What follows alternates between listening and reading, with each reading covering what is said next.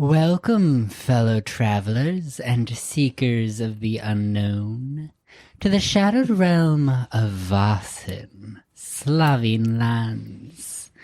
Here the whispers of ancient legends weave through mist-shrouded forests and babbling brooks, bringing to life the eerie and the enigmatic. I am Kitschy, your guide and game facilitator, leading you through this dark and mesmerizing journey. In the year 1848, within the rugged and mysterious Slovene lands, we traverse a world where the boundary between the mundane and the mystical is perilously thin. As we step into this unsettling realm, we'll explore the shadows cast by industrialization and enlightenment upon a land steeped in folklore and arcane rituals.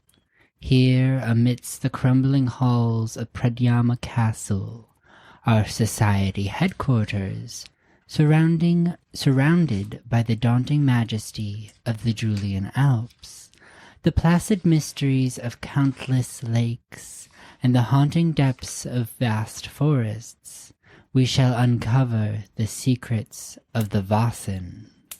Trolls, selkies, fae, and other mythical beings that defy human understanding. With the sight, our investigators pierce through the veil of reality, confronting ancient spirits that have lingered since time immemorial, hidden yet ever present alongside humanity. Join us as we rekindle ancient magics and face the uncanny, reconnecting with a world of mystery driven by primordial laws. Brace yourself, for in the land of the Vaesen, the familiar and the fearsome dance an eternal, haunting waltz. With me today, we have Chris. Oh no, I'm the first one now. Is it the same traditional intro? Just say hello to the audience. Hey, how's it going, audience? My name's Chris, and I'm playing a character. You're playing a character. Yeah. I am Dan, and I am also maybe playing a character. Gorgeous, gorgeous. We're going to keep it a secret until we're revealed, I guess.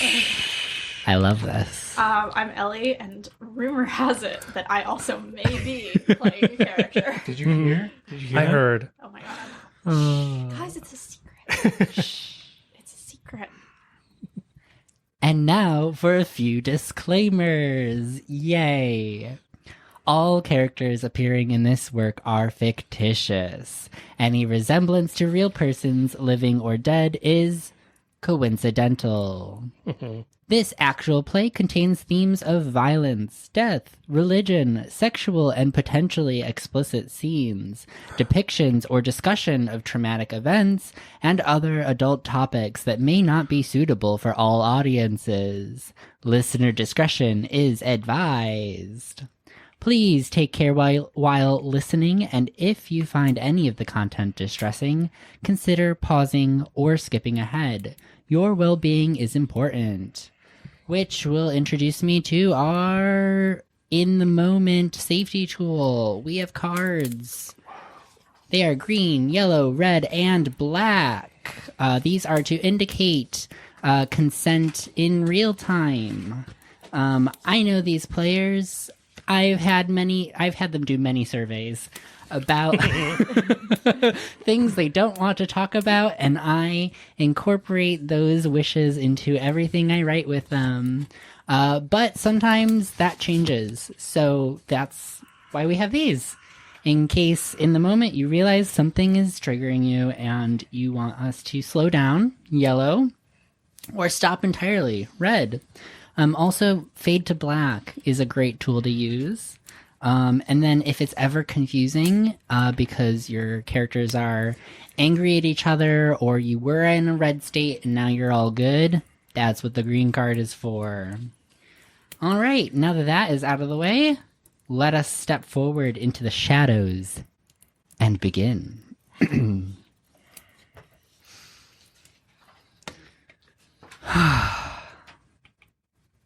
We need to start with a how to play, because Vaesen is not a super common TTRPG in the streaming space. So I did want to take some time to remind ourselves what the rules are, but also talk about the system with the audience, because I love this system. It's fantastic.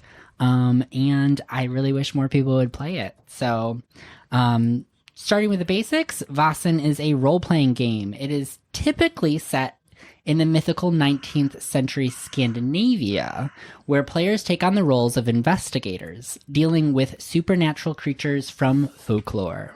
For our game, we will be migrating the setting to the Slovene lands, a historical territory analogous with modern-day Slovenia. The game combines investigation, mystery, and encounters with Vaesen, which are beings from old legends and myths. Players start by creating characters with unique backgrounds, skills, and personal goals. And I do have a little bit of a map. Oh, which one? Oh, you've got... Oh, you've shown it. Oh, just kidding. Right, we're to online. show accompanying all of this text. Camera. So here is a beautiful picture of the Slovene lands territory that the audience who has video can see. Wow. If you are not listening to this with a video accompaniment, you can DM me and I will describe what Slovenia looks like and where to find it on a map. Or you could use Google. So... Or just send the image. Let me describe what the image looks like. Well, Well, I was technically thinking, like, a speaking, screen not mirror. everybody can. That's true. That's fair. But we are talking about character creation. So this is what the character sheet looks like. Again, for those of you, and I think I forgot to move on to the scene that allows you to actually see it. Hold on. Spoilers. Whoa. Now you know my name. Is that your character? Can you read my Alright. handwriting? Character No. sheet. All right, so this is what a character sheet looks like. So you start by creating characters with unique backgrounds, skills, and personal goals that have a special ability called the Sight, which allows them to see Vaesen that would otherwise remain obscured from humanity's view. The gameplay revolves around solving mysteries, interacting with the supernatural, and navigating the consequences of their actions within a rich, atmospheric setting. That's my job. Just like any other TTRPG, the game's mechanics include rolling dice to determine outcomes of actions, utilizing various forms and resources, and managing character stress levels, which can affect their performance and mental state. The game is structured around a series of narrative-driven scenarios, where players work together to uncover the truth behind supernatural events. Each session typically involves exploring clues, engaging with Vaesen, and making critical decisions that impact the story's progression. The game facilitator, moi, guides the narrative, presents challenges, and controls the Vaesen, while players use their characters' abilities and gather information to advance. The cooperative nature of the game encourages teamwork, strategy, and immersive role-playing as players face both the mystical and personal dilemmas of their characters. This being the first session of our Vaesen game, I will give the audience a quick overview of the core rules, along with a summary of how to get started. As we encounter more specific rules throughout gameplay, I will try to give a short aside of the general mechanics, without obviously undercutting the need to purchase this rulebook, because we love Free League. and want them to sell more copies of this amazing system and setting. To play Vaesen, you first will want to create a character with the site, also known as Thursday's Children. As subject of a very strange nursery rhyme with a printed history going back as far as 1938. Yes, we're going to do a lot of history in this game. Monday's child is fair of face. Tuesday's child is full of grace. Wednesday's child is full of woe. Thursday's child has far to go. Friday's child is loving and giving. Saturday's child works hard for his living. And the child that is born on the Sabbath day is bonny and blithe and good and gay. Whoa. Hey. Progressive. I think I might have been born on a Sunday. Wow, really? I don't know. I can find out, I'm sure. Yeah. We'll find out. Okay. Let's just derail this whole thing and find out what day we were all actually born on. Scrolling back through the calendar. Characters will follow a template using archetypes consisting of academic, doctor, hunter, occultist, officer, priest, private detective, servant, vagabond, and writer. And that will determine their special talents, a main skill, and a main attribute. Attribute points and skill points are assigned according to your age and have an inverse relationship with each other. An older character will have more skill points, which are related to their experiences in life, whereas a younger character will have more attribute points related to their innate physical and mental abilities. The compound interaction between these two allocations will determine the character abilities and likelihood of success in a given skill test, as determined by dice rolls. Classic TTRPG. Every character will have a trauma that enabled them with this site, a dark secret to provide them depth, and a motivation to inform decision-making, along with a memento to serve as an anchor and relationships with each other to help drive cooperative storytelling. Oh, just like real life. After that, I was really thorough with these. There are really only 3 components of gameplay that determine what event takes place. 1. The mystery. Dun, dun, dun. 2. Roleplay. Dun, dun, dun. And 3. Skill tests. It's actually pretty simple to play this game. Yeah. Yeah. Generally speaking, each mystery has a common structure, although deviations are allowed. There's a prologue, invitation, call to action, and time to prepare, which will give each character something called an advantage, which we will arrive to in our mystery today. There is also a headquarters management system and an XP development system that can happen in between mysteries and influence gameplay as much as you would like them to. We will also cover those in more detail at the end of the first mystery, which will be like 3 or 4 sessions from now. The last rule we are really going to cover before we get started is skill tests, which is really the only rule that your players need to have down before you get started. Everything else can be referenced as you go. There are 12 skills: agility, close combat, force, medicine, ranged combat, stealth, investigation, learning, vigilance, inspiration, manipulation, and observation. They're all tied to an attribute and have archetype-specific influences.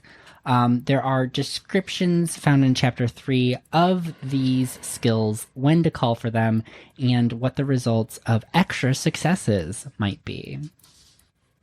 Whenever attempting to do something and the outcome is in question, the game facilitator will call for a skill test. The players will have described what they are attempting to do and what the goals of this action are. They will roll the number of dice equal to the skill value plus the related attribute. If there are any special talents being solicited or conditions suffered by your character, those may modify the number of dice you roll. So it's all just about the number of d6. The successes are only 6s that are rolled on the skill test, which is why most rolls only require a single success. Challenging or difficult activities may require additional successes, but really, that's not till the end of a mystery. There is also a help action. You can add a dice by helping somebody simultaneously with a maximum of 3. And then there is also a push roll. If you fail your skill test and you would like to push yourself harder mentally or physically, and you are able to narratively describe how you can do this, you may push the roll. You automatically are going to receive a condition because you are pushing yourself. Just This like is real not life. just a reroll. This is going beyond your limits. And then if you fail, it's my job to figure out what happens. It's not always necessarily that you don't get what you want, but there are sometimes unintended consequences. The last thing is really just conditions that you accrue by taking damage or failing rolls in critical situations. They are basically our HP tracking system. So if you get 3 mental conditions or 3 physical conditions, the next one will push you into a broken state, which we will cover eventually because it's very likely to happen in this game. It is brutal. And that's it. Yeah, those were very thorough rules. Thank you for staying with me as I described this game. I wanted to make sure that everybody knew what we were doing, besides just rolling dice and talking to each other. I'm gonna go slap some fairies. Yeah.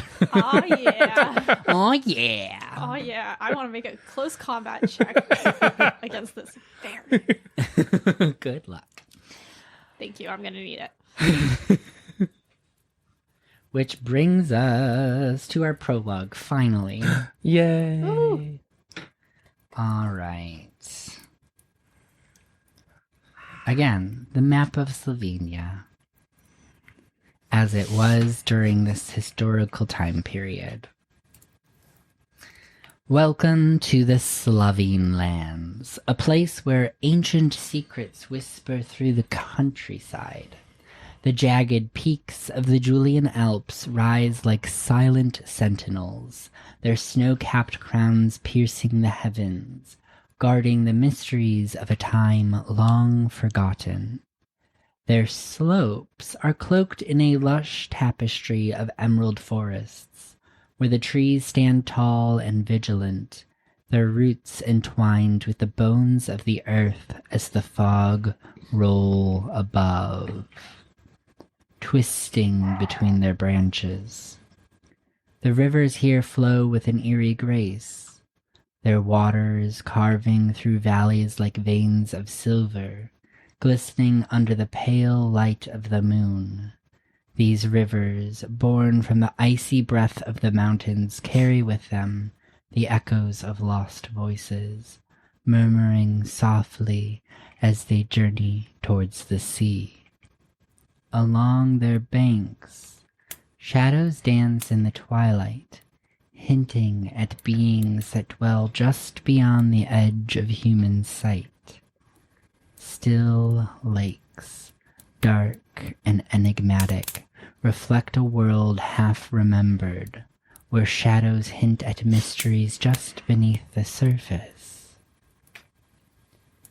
The air is thick, with a quiet reverence, as if the very land is holding its breath, waiting for the return of something old and powerful.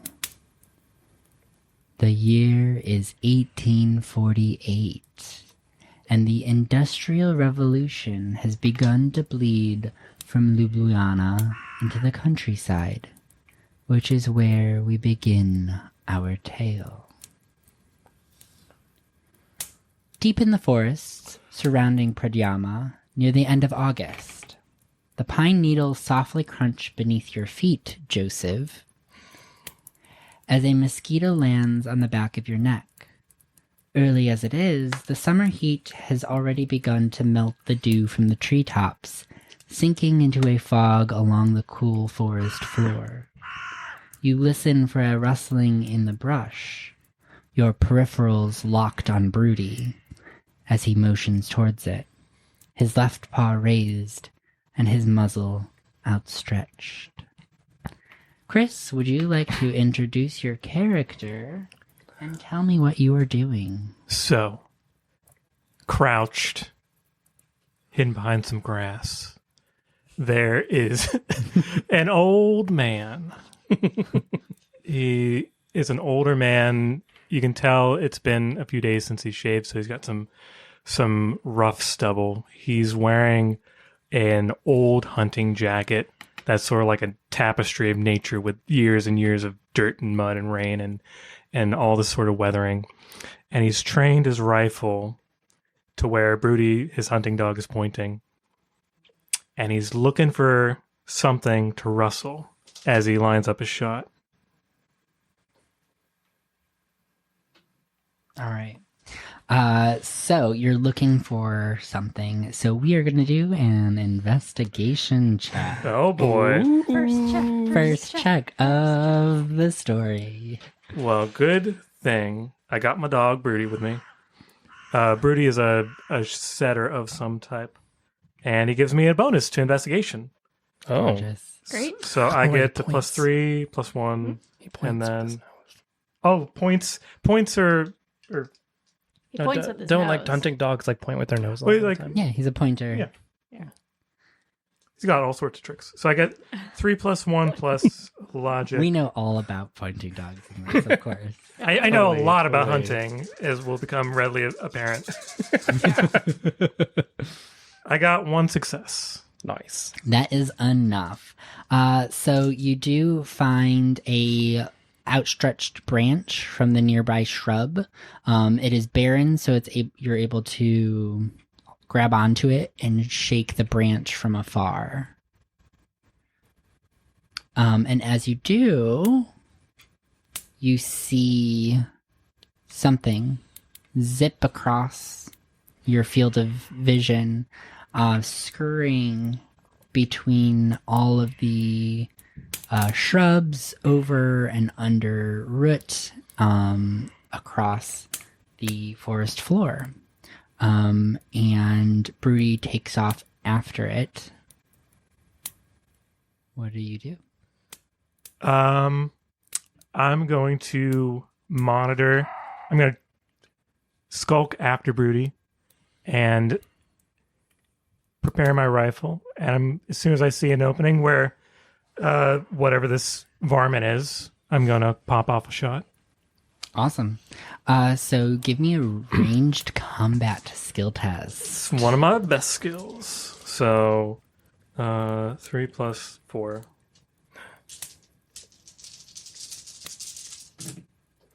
That's another success. All right, that's all you need. Again, most are just a single success. So you fire off that rifle. The sound of the gunpowder in the barrel ricochets through the forest. You feel it kick back into your arm, right? You would Shoulder. push it up into your shoulder. And you hear a yelp. It is a rabbit. It lets out a very quick and sudden yelp as it skids across the forest floor, stopping and falling silent. Brudi is immediately right up on it, showing you exactly where it landed. Good dog, Brudi. I walk up to Brudi. I give him a tussle of his head, and I look at the prey that we've just collaborated on, and I reach down, I pick it up, and I stuff it into my satchel. The smell of sulfur from the gunpowder? That's a question. Oh, I don't know if because that's more. I don't know very much about, but I think that's more Explosives. for like point blank shooting. Well, there is the residual smell of the gunshot that's lingering in the air, mixing with the smell of the pooling blood, that acrid, iron-filled aroma. And you lift it up, and it's dripping onto the dirt in the forest floor. I try to find some fallen leaves and try to scrape off the residual runoff before I pocket it. And I look at how many I've gathered already, and I'm like, oh, it'd be really nice if I'd find a fox, but I guess we'll continue while we still have daylight. And I pull out a small bit of rations that I have in my pocket, and I give it to Brudi as a nice reinforcement measure. And I look around, and I absentmindedly reach to my belt as I sort of rub a pouch on it, sort of absentmindedly as I'm trying to think of where to head off to next. Yeah, so Brudi welcomes the treat, snaps it right on up. And as you feel the pouch on the side of your hip, you can feel the smooth bit from where your thumb has been rubbing over the past however long that you've had this pouch. 13 years. Do we have a question on the other side of the Well, table? no, Russell says that the stream is lagging. Oh. That is unfortunate. Are you guys watching the stream? I pulled it up when Russ said. I will try to limit That's so advanced. what I am pulling up. So I'm actually going to go back to just our video view and take off Roll20 and click out of some windows. So I apologize to anybody who has or is experiencing any auditory or visual issues. Technology is often uncooperative. It's as finicky as life itself. As the Vaesen, yeah, that's a good analogy. No, a Vaesen? Vaesen, sorry. Vaesen. I'm thinking of bison and anything. Always got Bison on the mind. I'm a cowboy. Yeehaw. All right, so Russell Tussle, let us know if that helps with the frame rates issue. This is our first stream back up for a while, so just figuring out what this computer can handle. Okay. So you. audio was fine. So we heard everything. So that's Awesome. great. It was just the visual that was lagging. Gotcha. So we should. Cool. And they said things look good now. So Gorgeous. thank you. Yay. Thank you, Russell. Thank you. Thank you. you. And that is how a community works.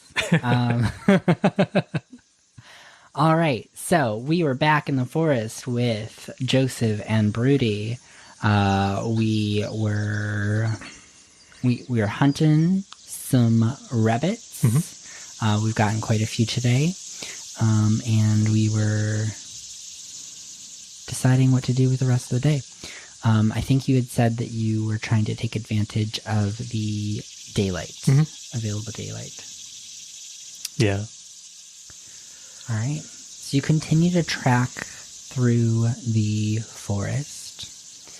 You hear the cracking of branches and the crunkling of leaves. That's in word now.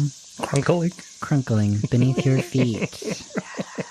As you push Good your way old-fashioned through the underbrush of the forest, you see Brudi's ears are perked up, twitching back and forth and rotating as hunting dogs do when they're listening for something out in the forest. He is on high alert.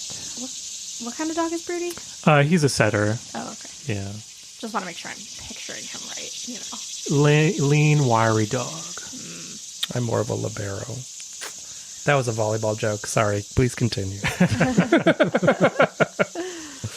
We do not talk about volleyball here, okay?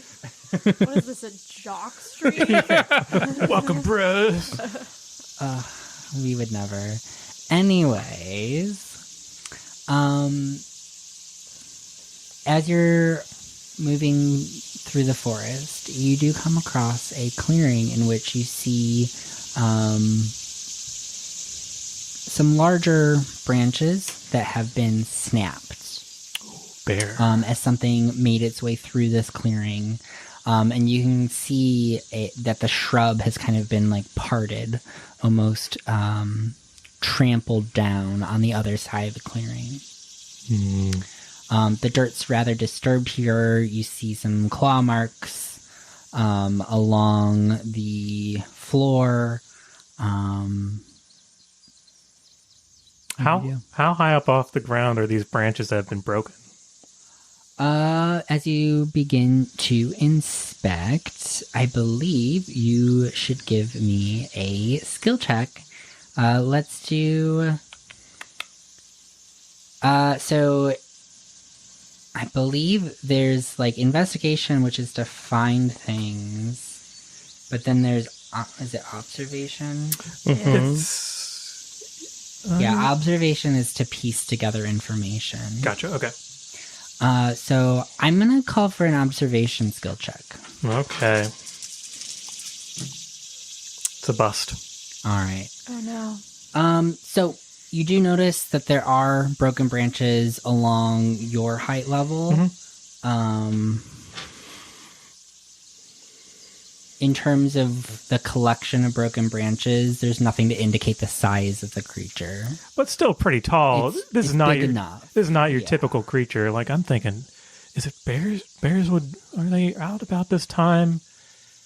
Would they just be wanton? Normally, you can tell by the scratching of the trees that they've been there or where they've left their droppings. But yeah, you're thinking something maybe bear, large badger, dire wolf. Gotcha. Well, this is great for Joseph. Yeah, good news. To heck with these rabbits. But yeah, I'm gonna follow the path of the broken branches and try to send Brudi off maybe a couple yards ahead. Yeah. So now you can give me investigation skill test. Gotcha.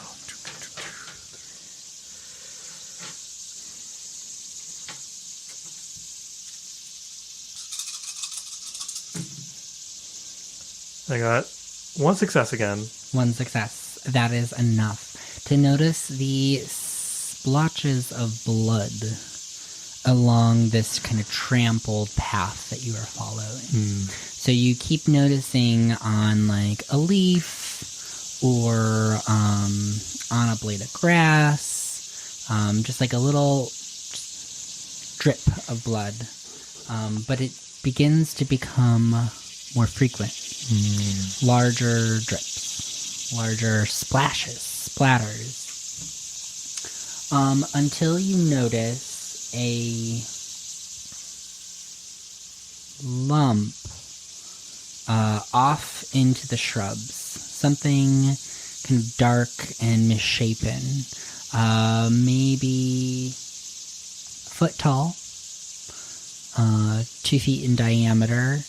And you hear flies buzzing around this area. And as you approach, you start to smell the scent of death. That rot of flesh. And this is the middle of summer, so that is gnarly. It's pungent, yeah. I get the neckerchief that I have, or the handkerchief I have in my pocket, and I sort of try to mask the scent. But is it the lump? Is it hairy, like skin or like fur, or is it just something other? Yeah. So you get closer, and you do make out that it is a mixture of browns and like kind of like a tawny, dirty blonde, and like a mossy brown, and kind of an amalgamation of fur. Ooh. This is some nasty creature. And then you see eyes sunken. And you realize that it's a pile of rabbit.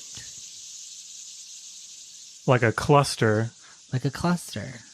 Oh, gosh. And they all... 2 feet in diameter, a foot tall. It's a lot of rabbits. There's probably 20, 30 rabbits in this pile. And 20 or 30? oh my goodness! Well, what's the condition of the fur? Well, I guess I think about that for a moment.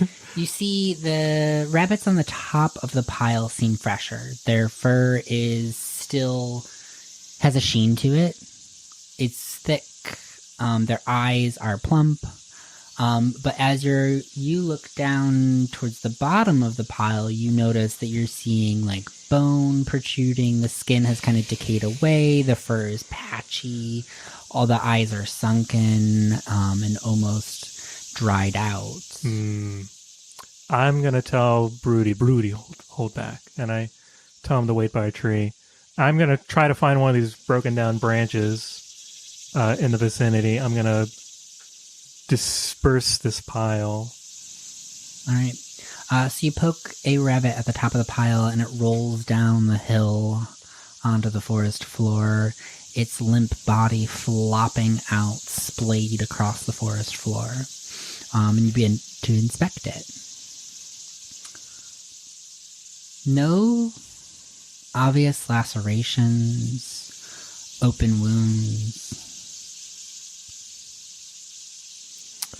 I say a prayer for these rabbits as I think this is some strange rabbit death thing.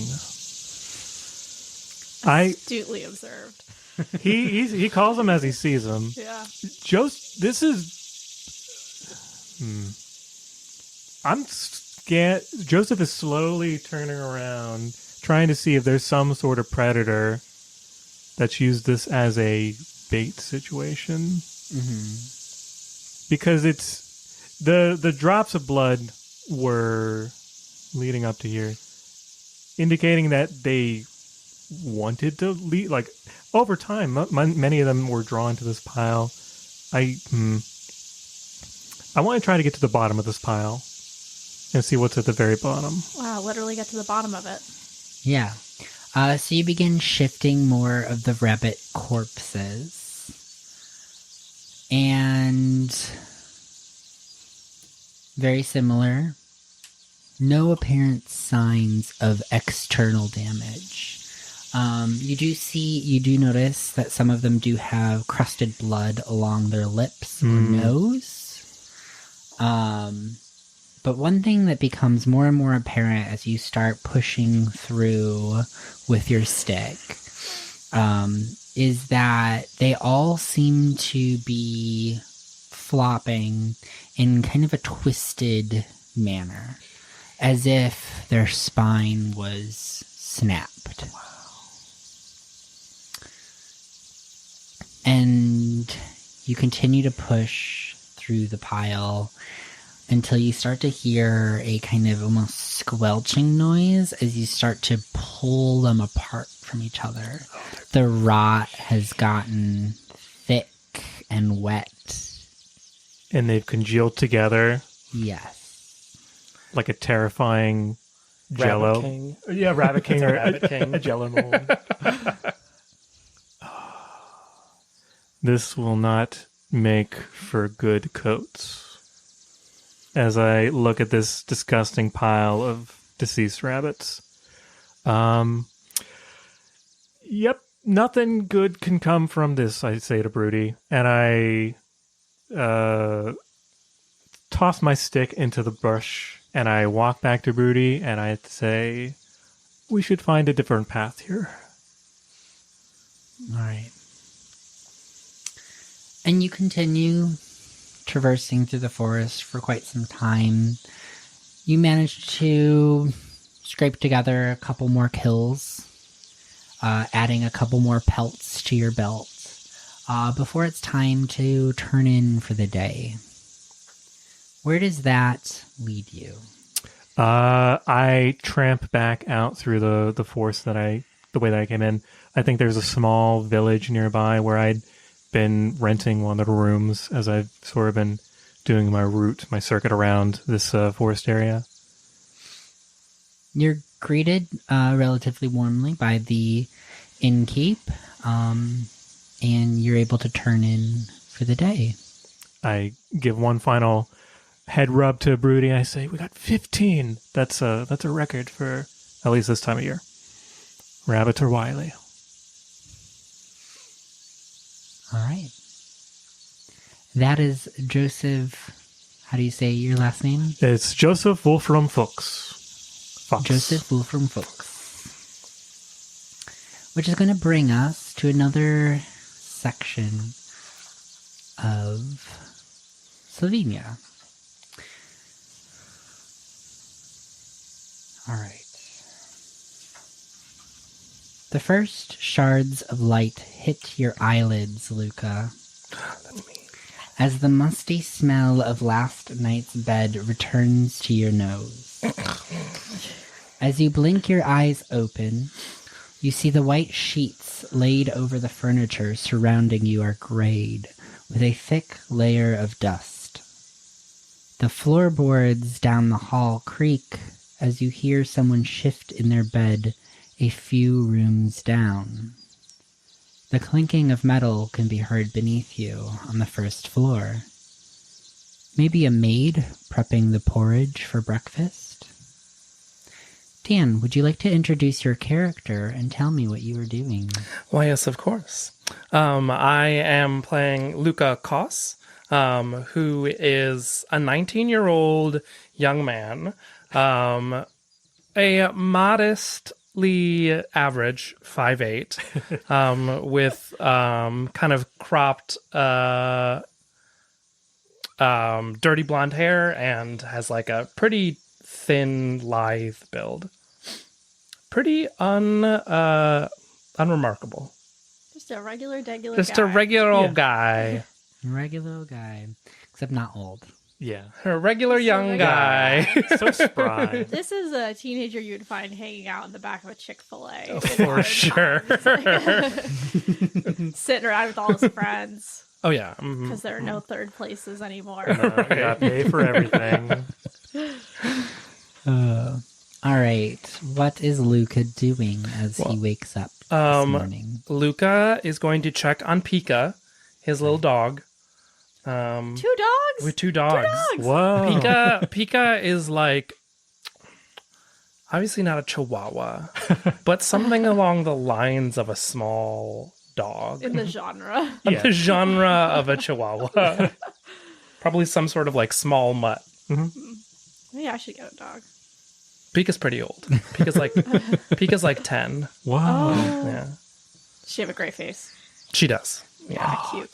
She's got a little gray face. She's kind of like a Shih Tzu, I would say. So she's got kind of longer white hair, but now it's starting to gray and darken. And also, Does she's she pretty have the dirty. Refined. Like the eye crust? She gets so many eye crusties. Constantly wiping away eye crusties. Oh my goodness. Crusty dog. Ellie's getting so jealous. She has the most gorgeous dog IRL. So soft. Yeah, sweet baby. But I could have a dog in the world of fantasy too. Double dogs. Yeah.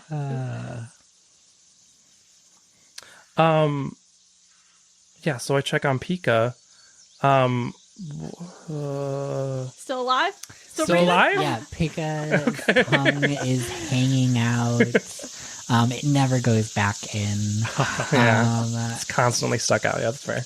They look at you with this longing that they will always give you every time they show you their face. They have this like longing look on that you will never understand, that level of longing and that level of like love and comfort.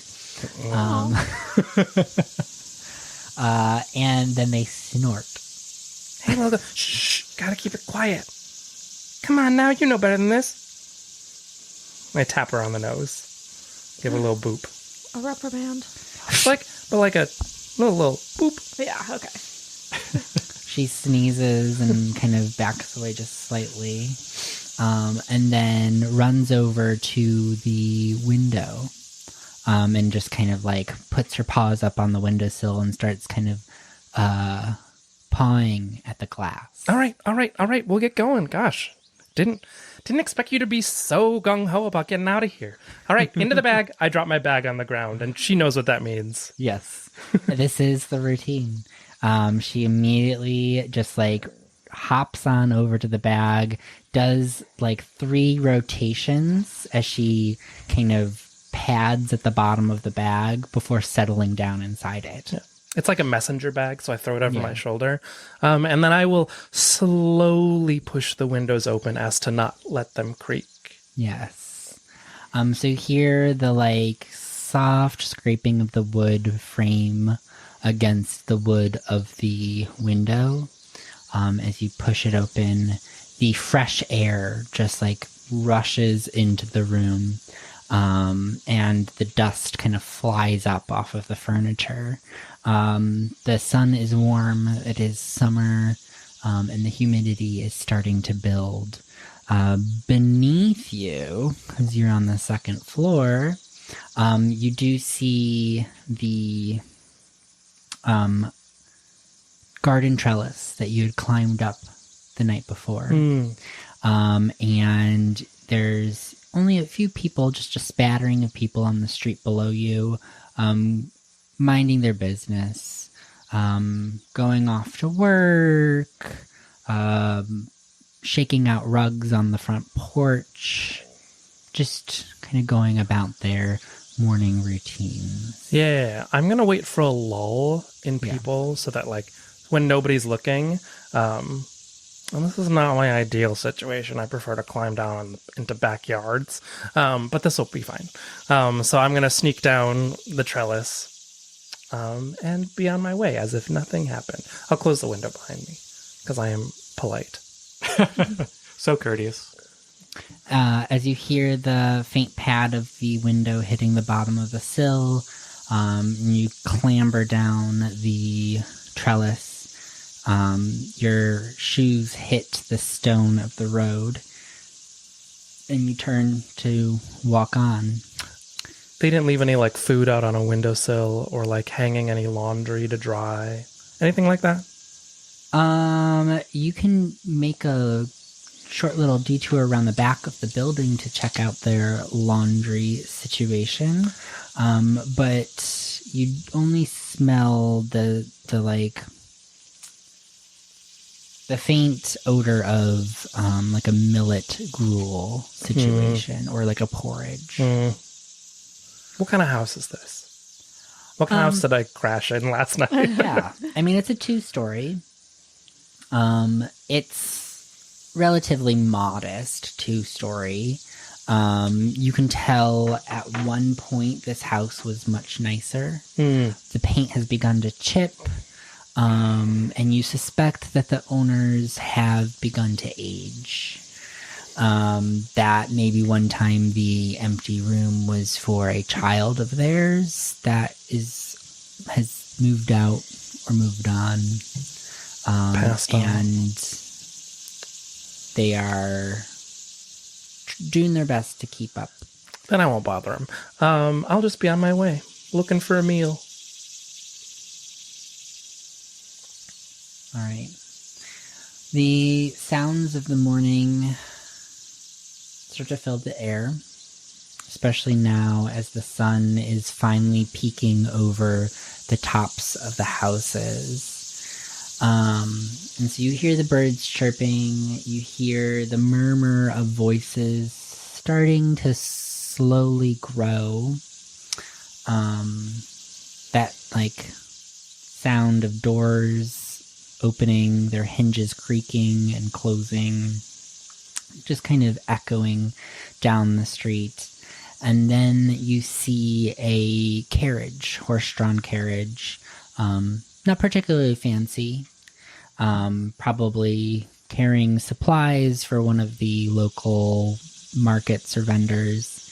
The wheels hitting the stone, just clicking and clacking, making its way past you.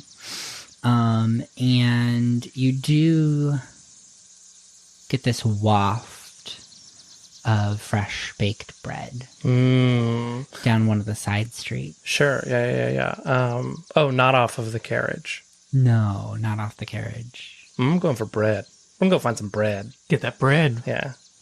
The carriage you see, it's not a covered carriage, so it's an open Oh, okay. carriage. You see crates that are tied down with ropes. You do see a stamp on them. If you would like to first roll to do observation skill check Oh, heck yeah.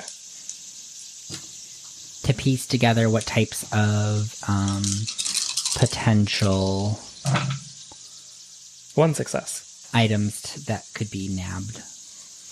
All right. So you do recognize the stamp as one of the local, what is it called? Bakers? No, like a old country store type of situation. Mm-hmm. General store? General store. Yeah. Thank you. That could be anything. That word. So it really could just be anything on that wagon. Yeah. General stores typically have more shelf-safe items, food items, along with lots of kitchenware, cookware, tools, and other odds and ends that you would need around the house. Yeah, hard pass on that. We're going for the thing I know, which is bread. Yeah. Yeah. Bread has never done me wrong in my life. Right. It's always bread. It's always bread. It was always you. Just a Carbs. loaf of ciabatta. Holding up, yeah, a loaf of bread. All right. So you slip down the side street and you follow your nose until, sure enough, you see the sign for the bakery swinging at the ends of two chains. The creaking of the chains as it blows in the wind. And you see a pretty simple building. Mm-hmm. There is a small bay window. In which you see a little display of sorts of like little cakes. The more like cute, draw in attention types of items. Cakes and a couple pastries, all in a cute little tray and a little stand. But through the window, you can also see that the bakery counter does have a small line of people starting to queue up.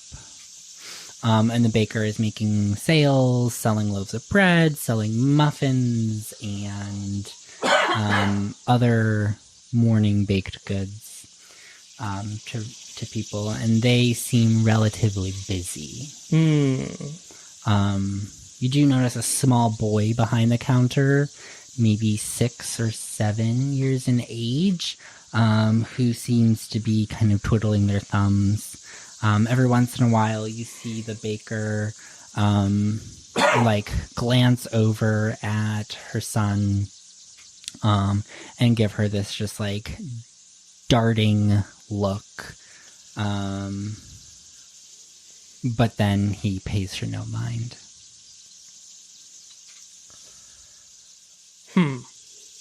So it's busy, so that's good for me. Yeah.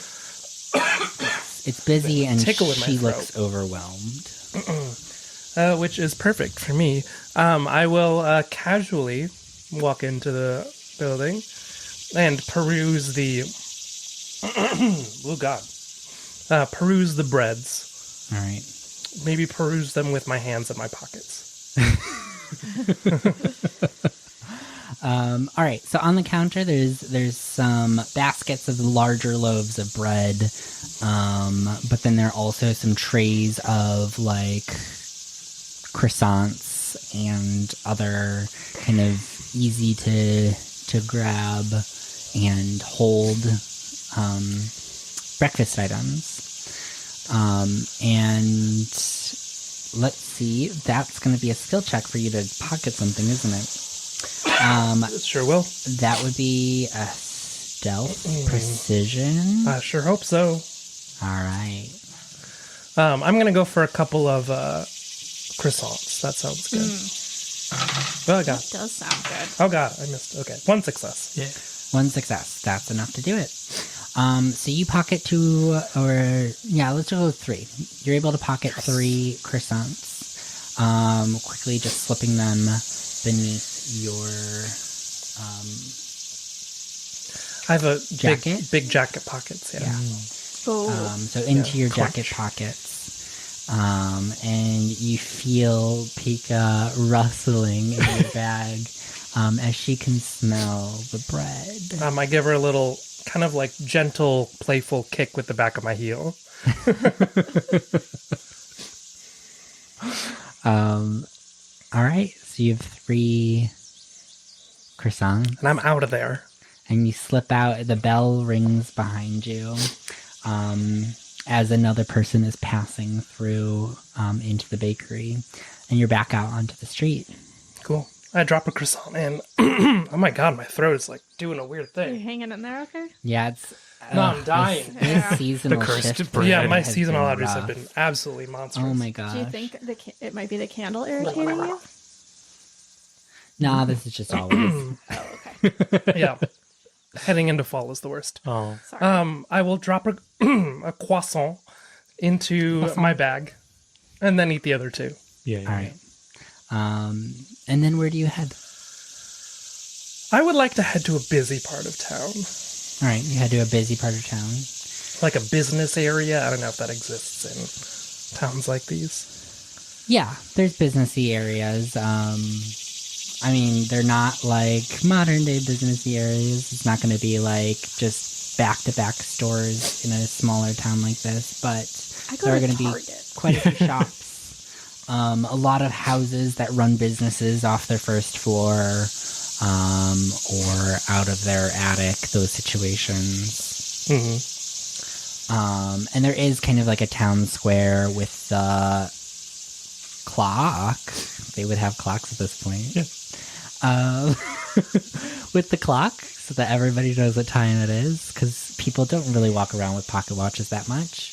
Wealthier, more well-to-do people would, but not an everyday, everybody, regular Joe's sort of commodity quite yet. And around the clock, there's just there's the paper boy calling out about whatever the latest news is, trying to get you to buy a paper for a nickel. And people kind of bustling about going to their various places of work because it is still morning. Perfect time. I'd like to find somebody who looks like they're important. All right. I'll also like to buy a newspaper. All right. I'm assuming I have a nickel to spare. Yeah, you can have a nickel to spare. That's really up to you in terms of what your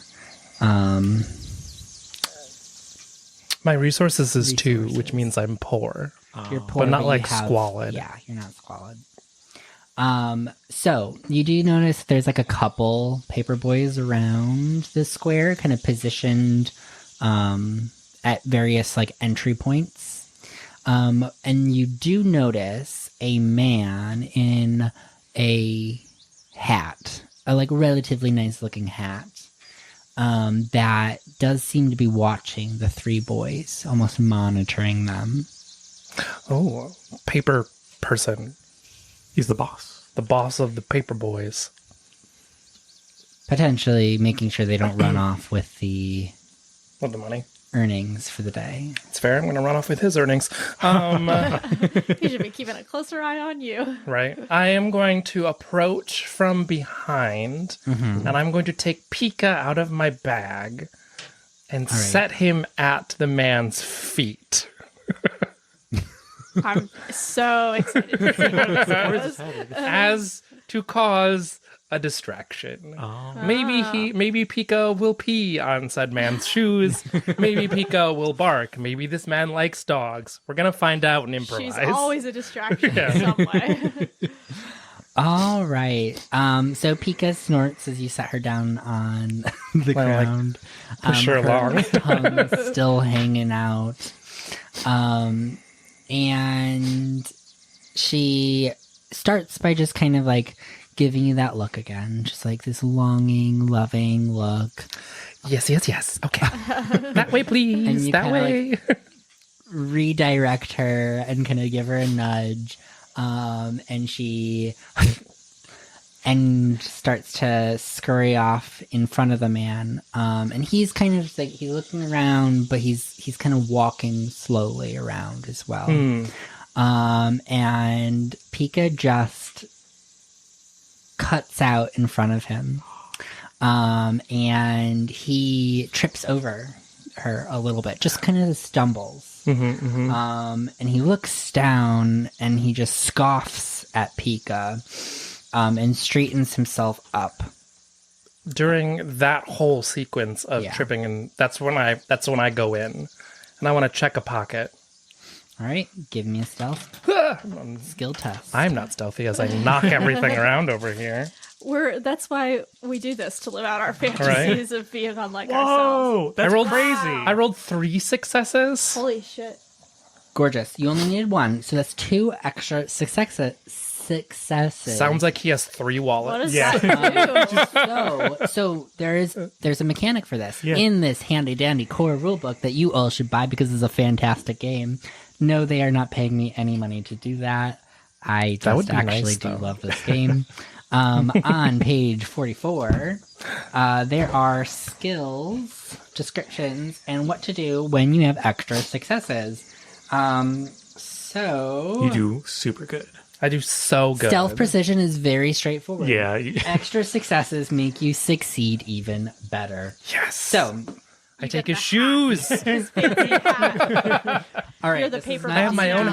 hat. We have to reel in the realism slightly. Okay. But This is a D&D. I can't just take his shoes. Sorry, don't Without be him noticing. silly. It's real.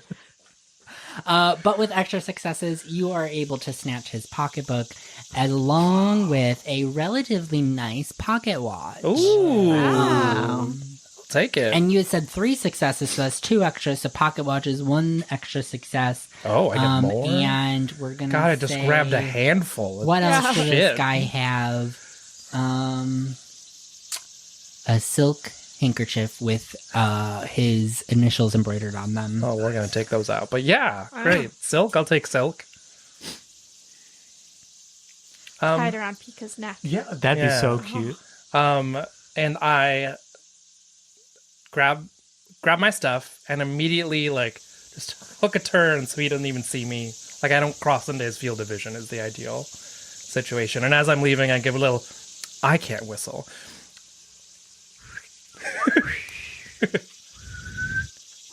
Thank you. Oh, I do wow. one of those. Yeah. Our for Foley Pikka. work. And she just kind of trots along through the crowds of people towards you, and you're able to scoop her back up. She goes back in the bag, and we walk off. We leave the area. Leave the area. You leave the area. Yes. Your You do fear not starts stick around. Yeah, exactly. It was wind. Scene of the crime. Nice. Good job. Solid day. I did Good it. morning. That truly. Three croissants. Truly. Silk handkerchief. Let's go take a fucking nap in the park. All right. And you make your way to the park. It's relatively quiet. You do see some people having a morning stroll, enjoying a nice croissant on a park bench. I already did. And you do find an open bench. These are the days before we started putting all those horrifying little middle arm bench. Hostile architecture? Yeah, What? correct. Hostile architecture doesn't exist yet. Bless. And you're able to find a nice, long, sturdy park bench to lay down on. I'm going to take out my knife and, like, cut out the embroidery of the man's initials. Yeah. And then I am going to tie it around Pikka's neck. Oh, perfect. And then I will put Pikka on my chest, and I'll tip my hat over my eyes and take a nap. Little watchdog. Yeah. Well, no, she'll probably fall asleep. Yeah. But what have I got to steal? Pikka's Apparently a really nice utility. pocket watch. Oh, that's in my back pocket. You'd have to, like, Oh, okay. reach up and reach underneath me to get it. Yeah. We think You're about also, these things. you don't look like a mark. Yeah, no. I don't have, like, I wouldn't necessarily say I have, like, like tattered clothing, but it's definitely like worn. Yeah. Like it's been worn for a long time. These are not mine initially. They're mine now, but they weren't mine to begin with. They got a couple of years on them Yeah, before exactly. you had them come into your... Before I walked Acquisition. past a clothesline and found new Yoink. clothes. Gorgeous. And with Luka asleep in the park, we are going to transition yet again as a black and yellow spotted salamander scurries across the pathway in front of you, Akka, slipping beneath the detritus bordering the trail. You can see the smokestack of the cottage you're heading to through a break in the trees as the humidity in the forest builds. You can feel your medical bag hitting up against your thigh. Ellie, would you like to introduce your character and tell me what you are doing? Yeah, of course. So Akka is a middle-aged lady. She has a long brown braid that is going a little bit gray. She wears a pretty sensible, like, linen outfit that looks well worn in, but also well taken care of. And she has a little, like, apron on. It's blue with a little red stripe at the bottom. That's her, like, working apron when she's going to go see patients. Like you mentioned, she's got a medical bag. It's like a little leather sort of briefcase situation that she carries along with her. And as she sees the salamander in particular, she fishes around in a roomy pocket, because I'm living out my fantasies here. And she kind of shows the medical bag up underneath her arm. She pulls out a pencil, and from her pocket she pulls out a pencil and a little notebook, and flips through it to a free page and writes down, like, yellow spotted salamander, question mark. And then she tucks the pencil back behind her ear, puts her book back in her pocket, fixes her outfit a little bit where it rode up, grabs her bag, and carries on, looking all around, like looking up in the trees, keeping an eye out for salamanders or snakes in the ground, checking out the dappled sunlight as she continues towards the cottage. Yeah. So the birds are chirping through the trees. The pathway is relatively clear, but the occasional twig that you step on does snap beneath your feet. And you do smell the smoke as you get closer to the cottage. It's kind of this winding pathway that you see the cottage through breaks in the trees. And you can, like, watch the smokestack through breaks in the canopy. But you do kind of meander your way through towards the cottage. You're about 20 minutes outside of the town proper at this point. Mm-hmm. This cottage is a little bit removed. More like 30 minutes the way she's walking. Yes. And from what you know of the family that you're going to visit, the father is a hunter, and the mother just kind of keeps to the womanly things of the time, tending to the house. Medicine. Yes. Practicing medicine. Practicing medicine. In your case, it is not what the mother of this household does. So they're hunters, so they're kind of off in their own little space, not part of the rest of the town. And eventually you do come to the front of the house, and it's a pretty simple wooden door with just like a small little window in the front of it. The windows themselves on the side of the house are shuttered currently, and the kind of area around the house is moderately well kept. Not like super manicured, but also not just the forest. So, again, it's a modest house, brown, mossy shingles, and the front steps are a little rotted. Yeah, I step over the second step as I walk up to the front door because I already put my foot through that one a week or two ago, and I'm not interested in recreating the experience. All right. So you step onto the threshold of the house. The wood creaks beneath your weight. I knock on the door and call out, "Hello." You hear some movement inside, and a couple moments later, the door creaks open, and a familiar face greets you. A woman with bright blonde, straight hair pulled back into a tight ponytail. She looks tired, a little bit on the gaunt side from when you've seen her. And she says to you, "Oh, thank goodness you're here. He's just through here, to the left." All right. I come in and go to the left. I assume I have some idea of what I'm here about. Yes, some idea.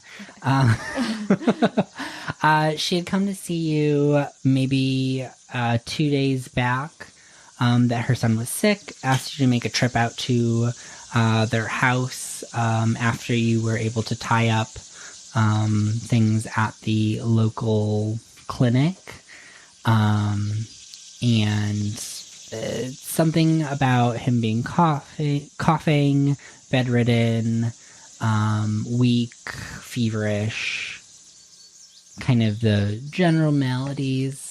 When somebody is sick, but nothing too specific or alarming at that state. Okay. So I'll follow her. So she pushes open a door as it creaks, and inside you can hear a boy stirring beneath the covers of a bed, and he coughs a little bit. The smell of the room is kind of stale and a little musty, as somebody has been sick for a couple days inside and kind of closed off. You do notice that the windowsill or the blinds are closed, the curtains drawn. It's kind of dark in this room, almost oppressive feeling. Well, poor thing. Has he been experiencing sensitivity to light? I ask the mom. Not that I'm aware of. Well, in that case, it's really better to have them exposed to the natural daylight rhythms of the outside rather than keeping them cooped up inside when they're sick. Helps the body regulate itself and make sure that they're not, becoming out of sync with the natural ways of the world. Oh, really? I never would have thought that. I always thought bundling up. Oh, bundle up, certainly, but, have the blinds open. Let him see the trees, see the nature, look at the birds pass. It helps keep the spirits up, and keeping the spirits up is an important part of maintaining one's good health. I will try to keep that in mind. Thank you, nurse. But that's not the only advice I have, or the only help I have to offer. Let me see the boy, and I'll go over and inspect him. Please. And she steps aside as you're able to make your way across the room.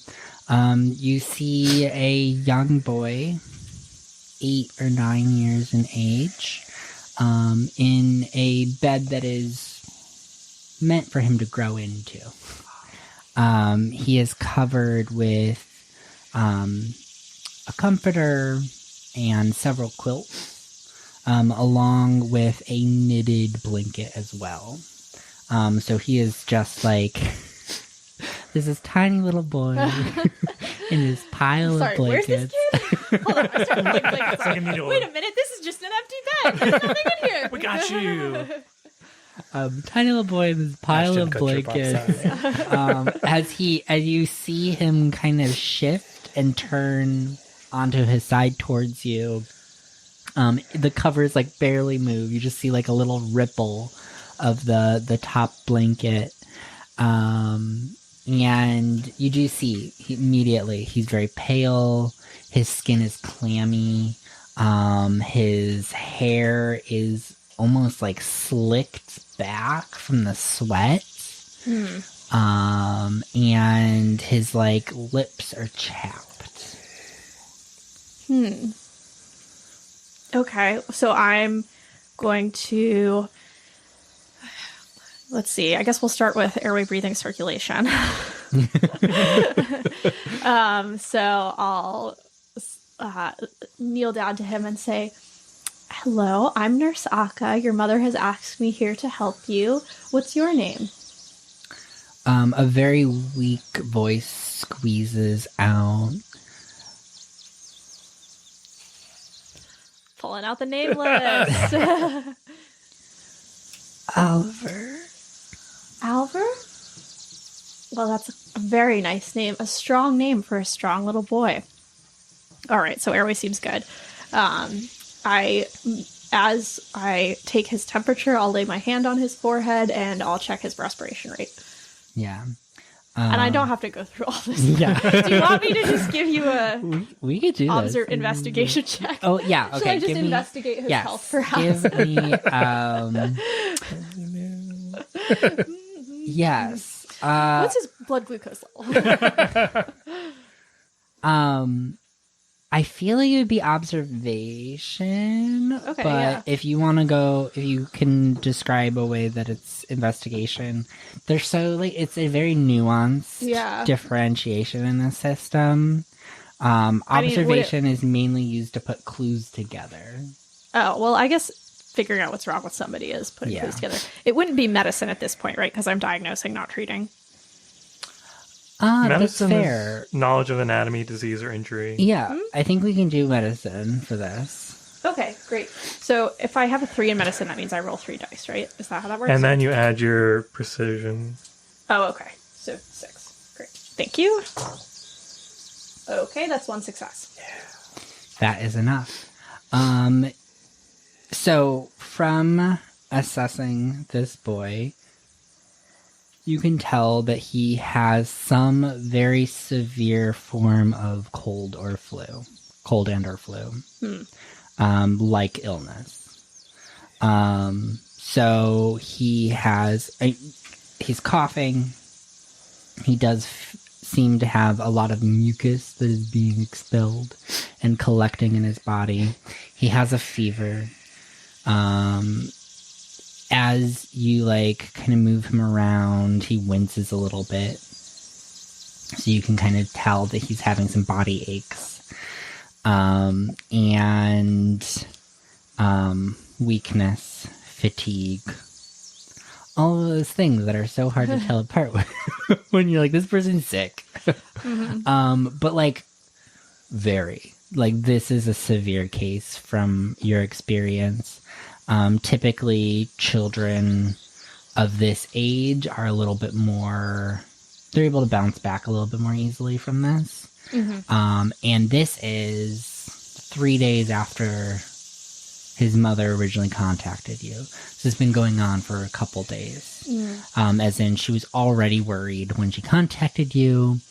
We're looking at probably 5 or 6 days of the illness, which is a long time for something like this to be present in a child of this age. Has his condition, I asked his mom, has his condition been deteriorating or improving since we last talked?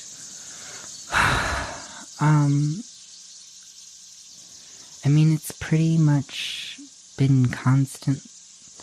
There doesn't seem to be any change. No. I was hoping he'd be better by now. It's, school's asking about him and... So I'm thinking maybe I have a medicine to maybe help temper the fever a little bit. and something with maybe like sedative or pain-killing properties to help him rest a little bit and just sort of like chill out. I think mostly what we probably need to do for him is just like help him rest. I don't know. Has he been keeping fluids down or anything? Has he been having trouble eating? I've been able to get some bread and water into him. Typically. That's good. Yes. You're taking good care of him. Vomited a couple times. Last night, probably twice. Twice. She just pulls out the little notebook. And definitely it's a slow process. He seems to be in pain trying to swallow. Yeah, okay. So yeah, I'm thinking something that will help break the fever, maybe like a little bit of a sedative and like painkiller type thing that will then help him maybe have a little bit more of an appetite and feel more comfortable eating. Because with cold and fever, I feel like all you can really do is just like try and help the body do its own thing, especially in, this time period. Yeah. Let me get out my NyQuil. Mommy's home. We got leeches. So I assume perhaps I have like some sort of little powder in a paper packet that I can like mix up and leave her with dosing instructions for it, and like that willow type of thing. bark. Yeah, willow bark, maybe like a cool compress for his forehead. Talk about switching that out. Make sure that, he's sweating a lot. Make sure that and I know he's covered in blankets, which is good, but make sure that it's not his clothes and his blankets aren't getting cold and clammy. So if his clothing seems wet, try and change it and keep him in dry clothing, because that's really going to help him, not create this feedback cycle of temperature. Those are my recommendations. So I provide those recommendations. I give him the first dose of his medicine. I leave the remaining doses individually parceled with instructions for how to administer them. And then I ask to be taken to a water source to wash my hands, which is a hot new thing I'm trying. Yes, there's a well out back. And you can see that she's holding like the piece of paper and like the handful of the pills, and she has this kind of like bewildered look on her face. She's Well, like, I explained it verbally too. Yes. Okay. So she's like, yes, I have all these things. That, she has instructions. She does look a little like, she was overwhelmed when you got there. Yeah. So now she's like trying to process it, and she looks very tired. Like she's been staying up really late. Sweetheart, do you have anybody who can come and help you for a few days? She pauses for a little while, her like mouth kind of agape, and cocks her head a little bit. She goes, my sister lives a town over, and I could always write. Yeah, why don't you write your sister a letter? I'll bring it back to town with me when I head back, and I'll post it from there. It should be there by tomorrow. You'll get a little relief. You can't take care of anybody unless you're taking care of yourself. You are a blessing. Thank you, Akka. You're very welcome. I don't want to have to come back here for you now. Although the walk was delightful. The woods are beautiful this time of year. Well, every time of year. Well, the well is out back. Thank you. Feel free to wash up, and thank you again so much. Of course. I'll stop back to pick up that letter before I go. Perfect. So you make your way to the back of the house. Sure enough, you do find an old well, stone with a little bucket. No crank or anything, just kind of like pull it up with your own strength. All right. Little bucket. You're able to wash yourself off. Seems like a relatively well clean water source. And you're able to do that. Excellent. I will go back and pick up the letter.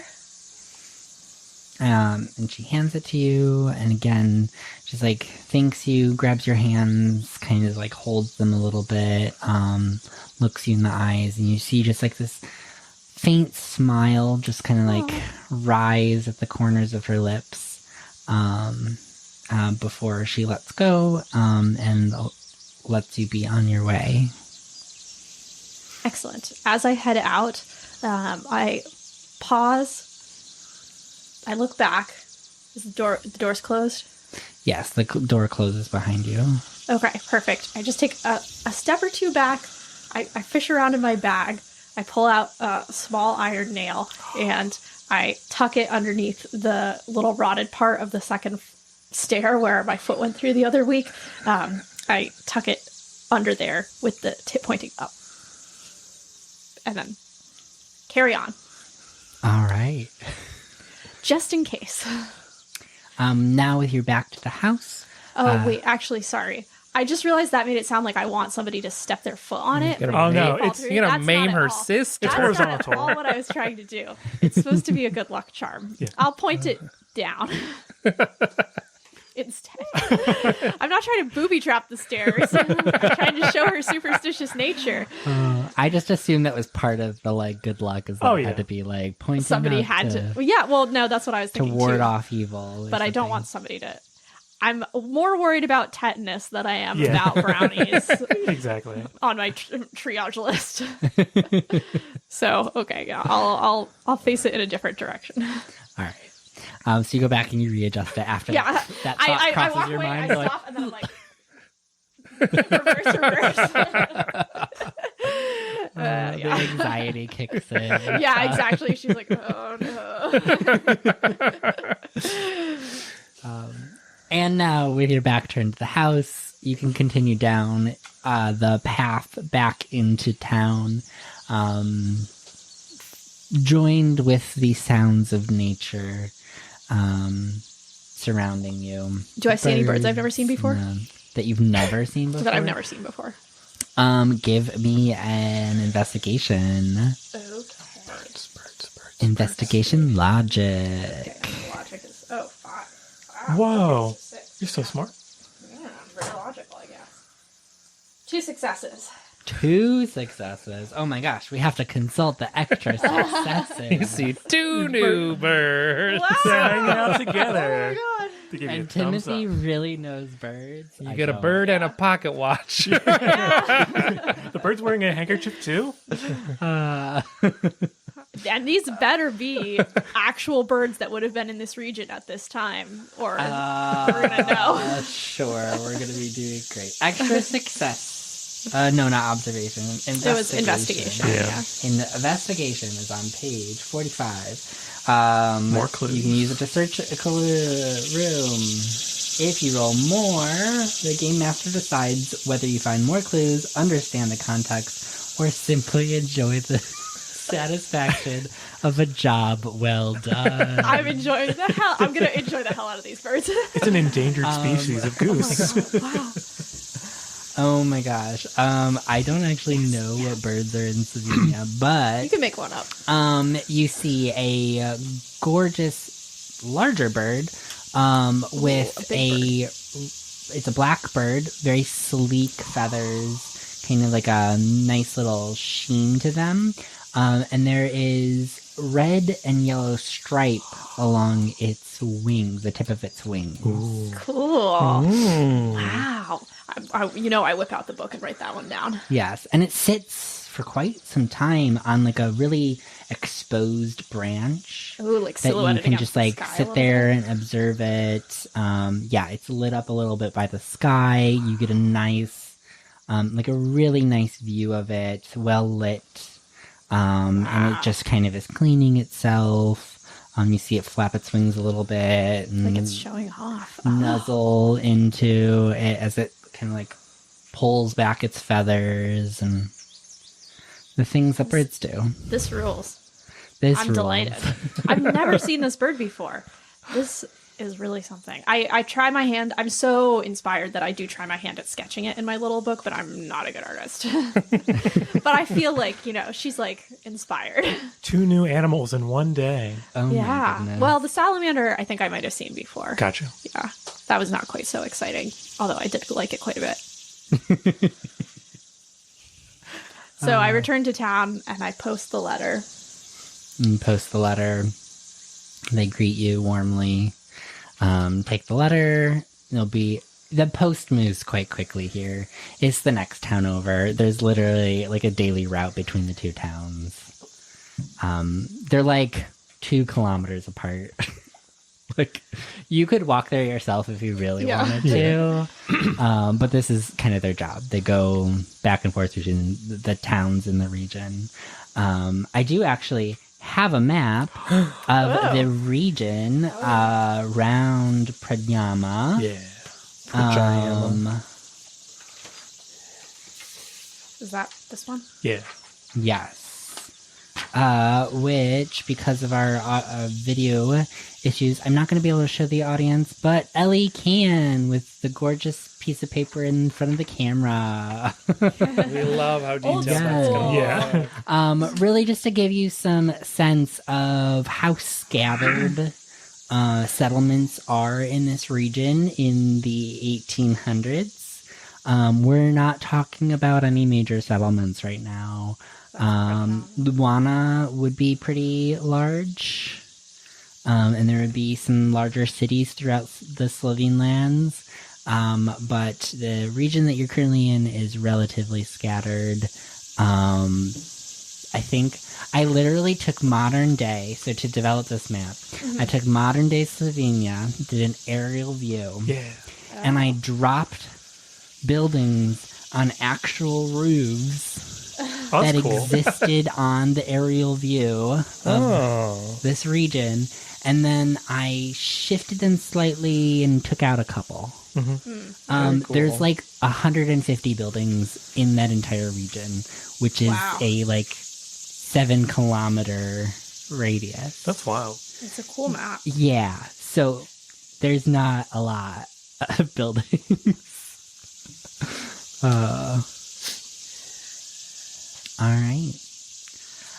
Anything else that you would like to share about Akka's day? I don't think so. I think after her house visit, she goes back to the clinic in town and just sort of Goes to work. sees people for the rest of the day like she usually does. Gorgeous. But she feels very invigorated. It's not often that she gets to do like a nice walk in the morning. All right. With that, we are actually going to go on our intermission. So we're going to do this structure pretty much every session, where we will have a single intermission at the middle of the stream, give or take a bit.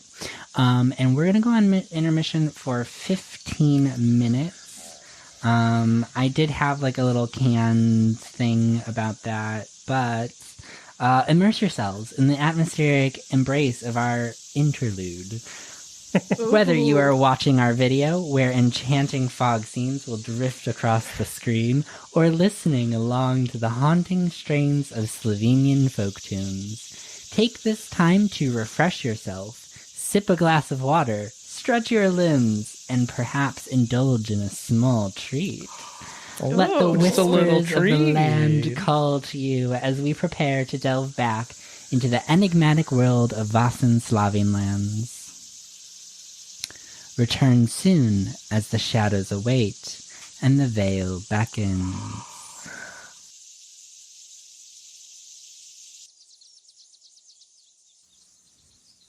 All right, we are back from intermission. Which actually happened at such a perfect time for our scene transition. So we have met our 3 characters for today's, well, this mystery and this campaign. So with us, we have Chris, Joseph Fuchs. Dan, Luka Kos. Ellie, Akka Korolev. Korolev. Yeah. Ooh, I like that. Thank you. Very pretty. Thank you. Named after an important contributor to the space program. Ooh, all right. I have no other information. I looked this up like a week ago. Yeah. All right. The winding road up to the ridge that the castle Pradhyama sits on has left your horses slightly winded. The light breeze is cooling, yet the sun beats down on you. The castle is tucked away, a gray stone collection of rectangles carved into the face of the cliffside.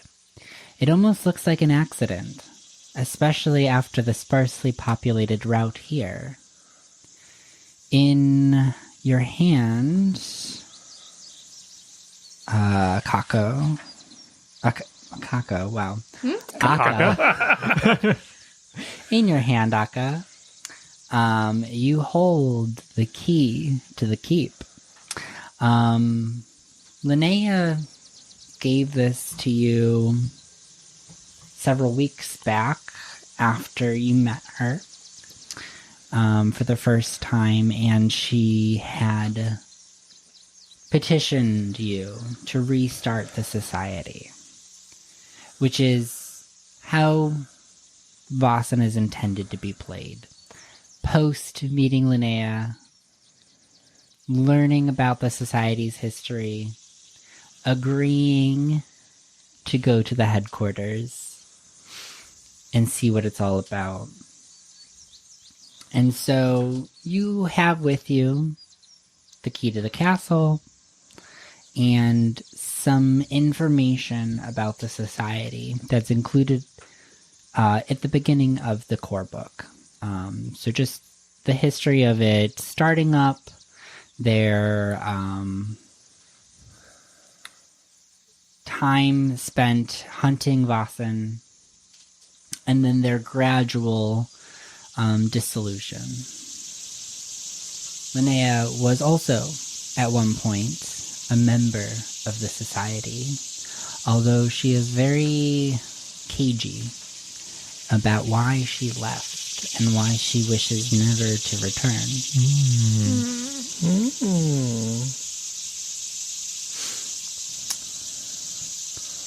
It is Joseph and Akka in this carriage as it pulls up to the front doors, crossing the bridge over to the castle, coming to a halt. Oh my goodness. Look at the state of this place. The stones are crumbling. I have to say, is it Linnea? Yeah. When Linnea described it to me, she left out some of the more pertinent details.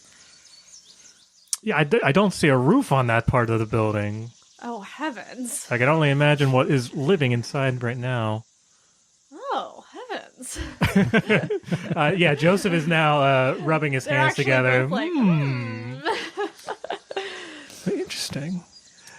Well, shall we? She holds out an arm towards the castle door. Castle door? I whistle for Brudi, and I link arms with Akka, and I... Sorry, when I said holding out an arm, I meant, you're like pointing. Gesturing, but I like the idea that you were like, alrighty, let's go.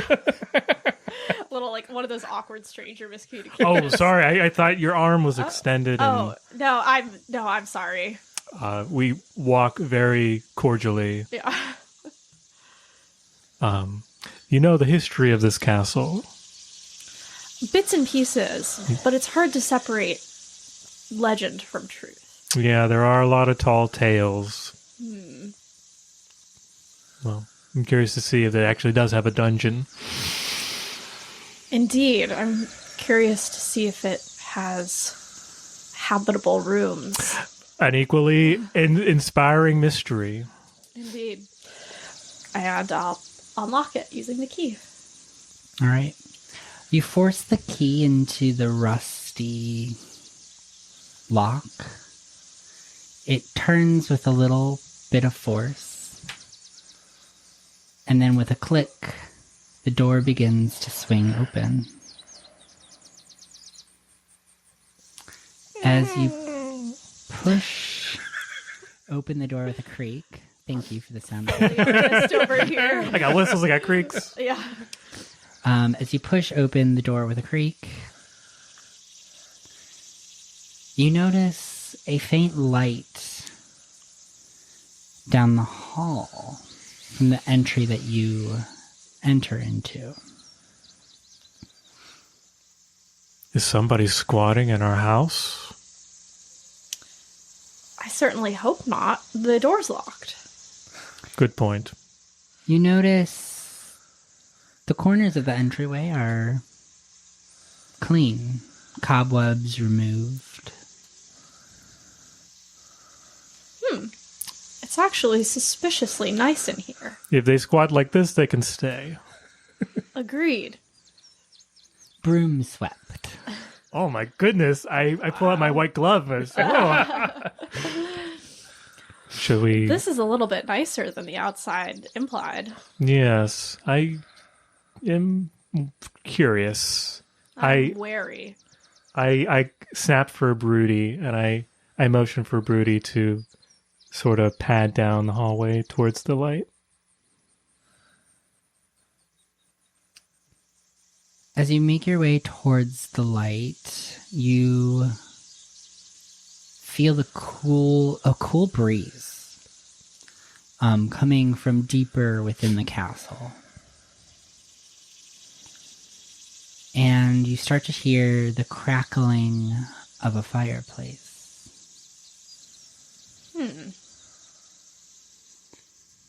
There's a couple side chambers, and as you peer inside the side chambers, you do notice that these rooms have not been cleaned. Detritus collects in the corners, cobwebs extend in the door frame, and they are plunged into a darkness beyond the light coming from the end of the hallway. And as the sound of the crackling fireplace grows, as does the light, you find yourself in a small study.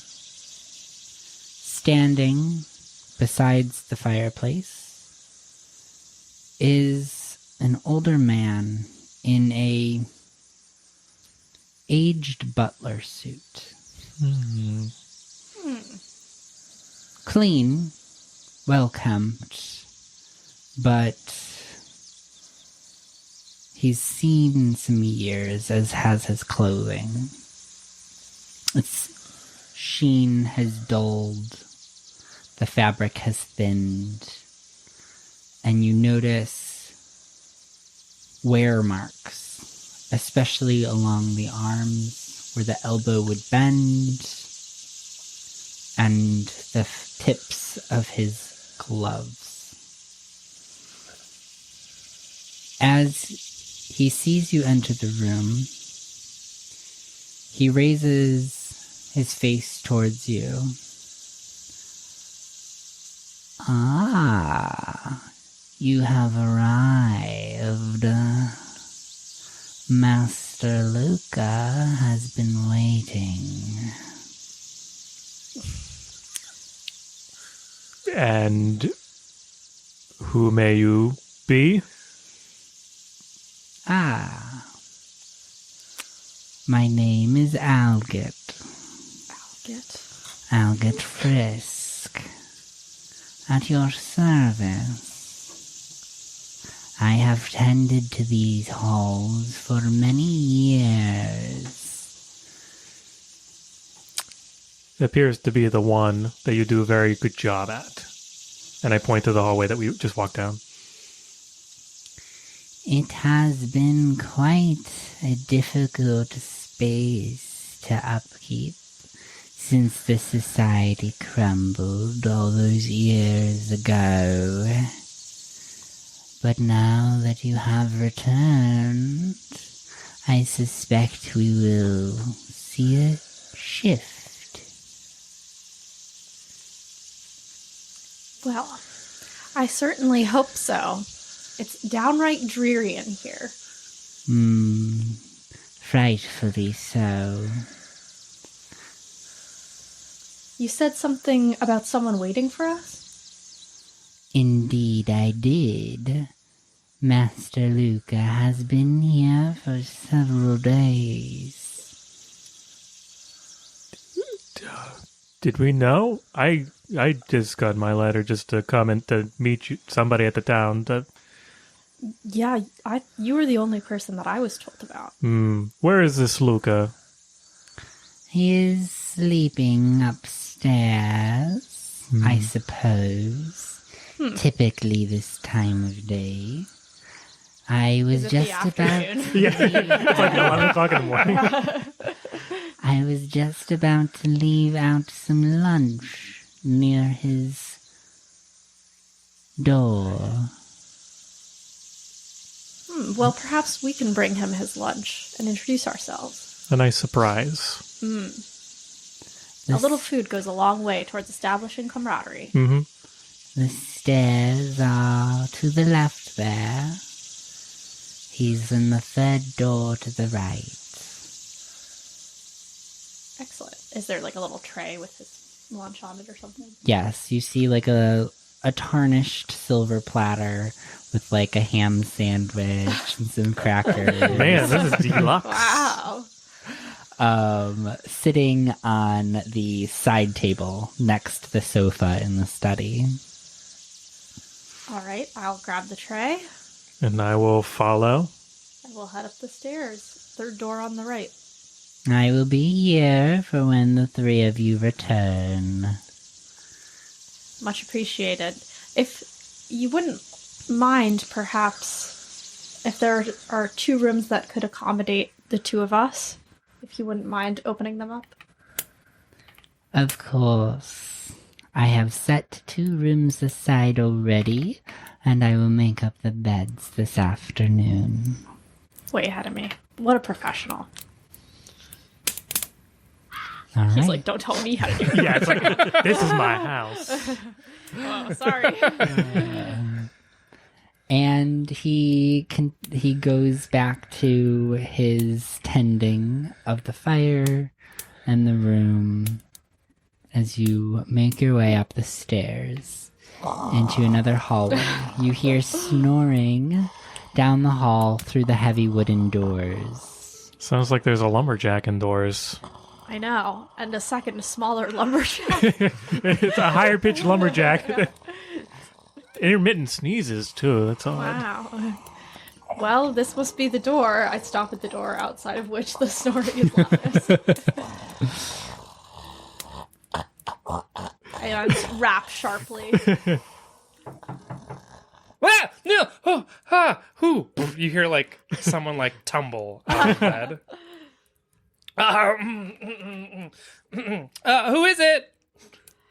Akka and Joseph. we're Okay. your compatriots in the society. Oh, okay. We have your lunch. Yes. Oh, wonderful. Luka will get up off from the floor, and he has set up in an incomplete room, like a room that has not been made nice, because he's hiding.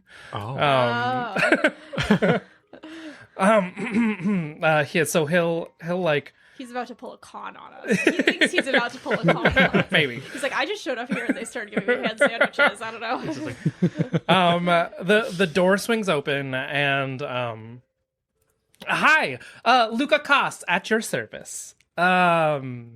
He's like wearing pants and suspenders but not a shirt. You caught me at a little bit of a casual moment. I see.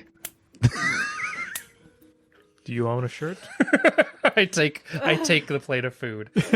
Let me get ready. And how did you know I was here? Algot told us. Yeah. Who? The Algot, butler. The butler? Oh, that's his name. Yes. That's what he Oh, said. he knew I was here this whole time. You- You said you were the master of this house. Oh, God, no. Oh, so you just... No, I snuck in through the open roof. So there was a squatter. Okay. Yeah, but I was invited. So it's like, Well, yeah, you just... it's not really squatting if I'm Oh, invited, you were right? invited. Yeah. Yeah, it like he goes into his, he like rumbles. What's the word I'm Ruffles? Rifles? Rifles. He rifles through his pocket and pulls out the same letter, like stamped, but it's like crumpled and It's got some and dust. it's like been shoved into his pocket. Yeah. See? Yeah. Like got wet. Yeah, I and then got dried you. out. Indeed.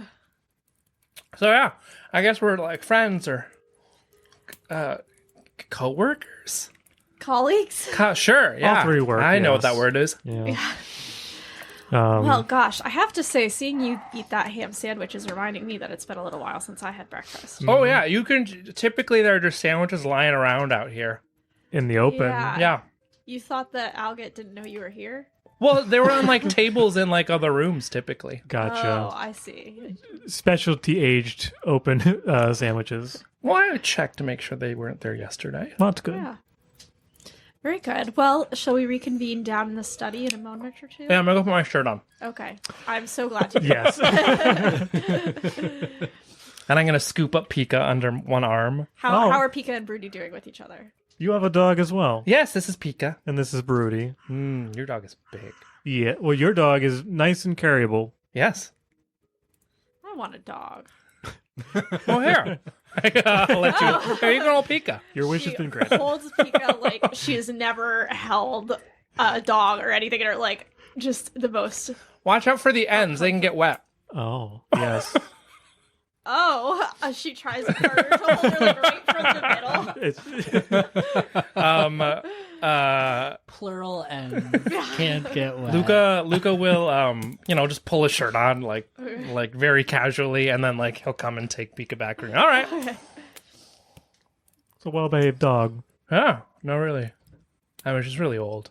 That helps Yeah, with it. much. Yeah. Limited Wow, agility. but she's happy. Look at her. I see her. She's smiling, and Is she wagging she's... her tail? Yeah, Does she have a tail? she has a little nub. Aww. And it's going. Yeah. Wow. It's an energetic dog. Enchanting. Gosh, this place is just going to be so full of life and laughter. Once we fix it. Yeah. Or right now. It is got a certain charm to it. I think I saw a couple of rooms that had roofs. Does this That's room why I have a picked roof? this one. This Yeah. room does not have a roof, right? No, this one has a roof. Oh, it does have Yeah, a I roof. picked this one does- because it has a yeah, roof. this Oh, one I I does. snuck in via one The that other doesn't one. have a roof. Okay, but you didn't stay there. Well, no. I don't Yeah. want to get rained on. I don't Yeah. know. Well, it's good that the castle is partially covered by the cave. That's true. Oh, yeah. Yeah, the rooms in the back are probably fine either way. Excellent. Well, let's head downstairs and get an accounting of what we've signed up for. Yes. All right. So the three of you make your way back down into the study, where the butler, Algot Frisk, is standing in the center of the room, holding a leather-bound book. He extends it out towards you as he turns to Luka and goes, "Ah, Master Luka, good to finally meet you. How do you know? Have you enjoyed your stay?" Oh yeah, the sandwiches have been excellent. Good. Noted. This is for the three of you. It is a ledger left here by the old society members. It is now in your hands, as is the key to the keep. I will serve you as I did the society before.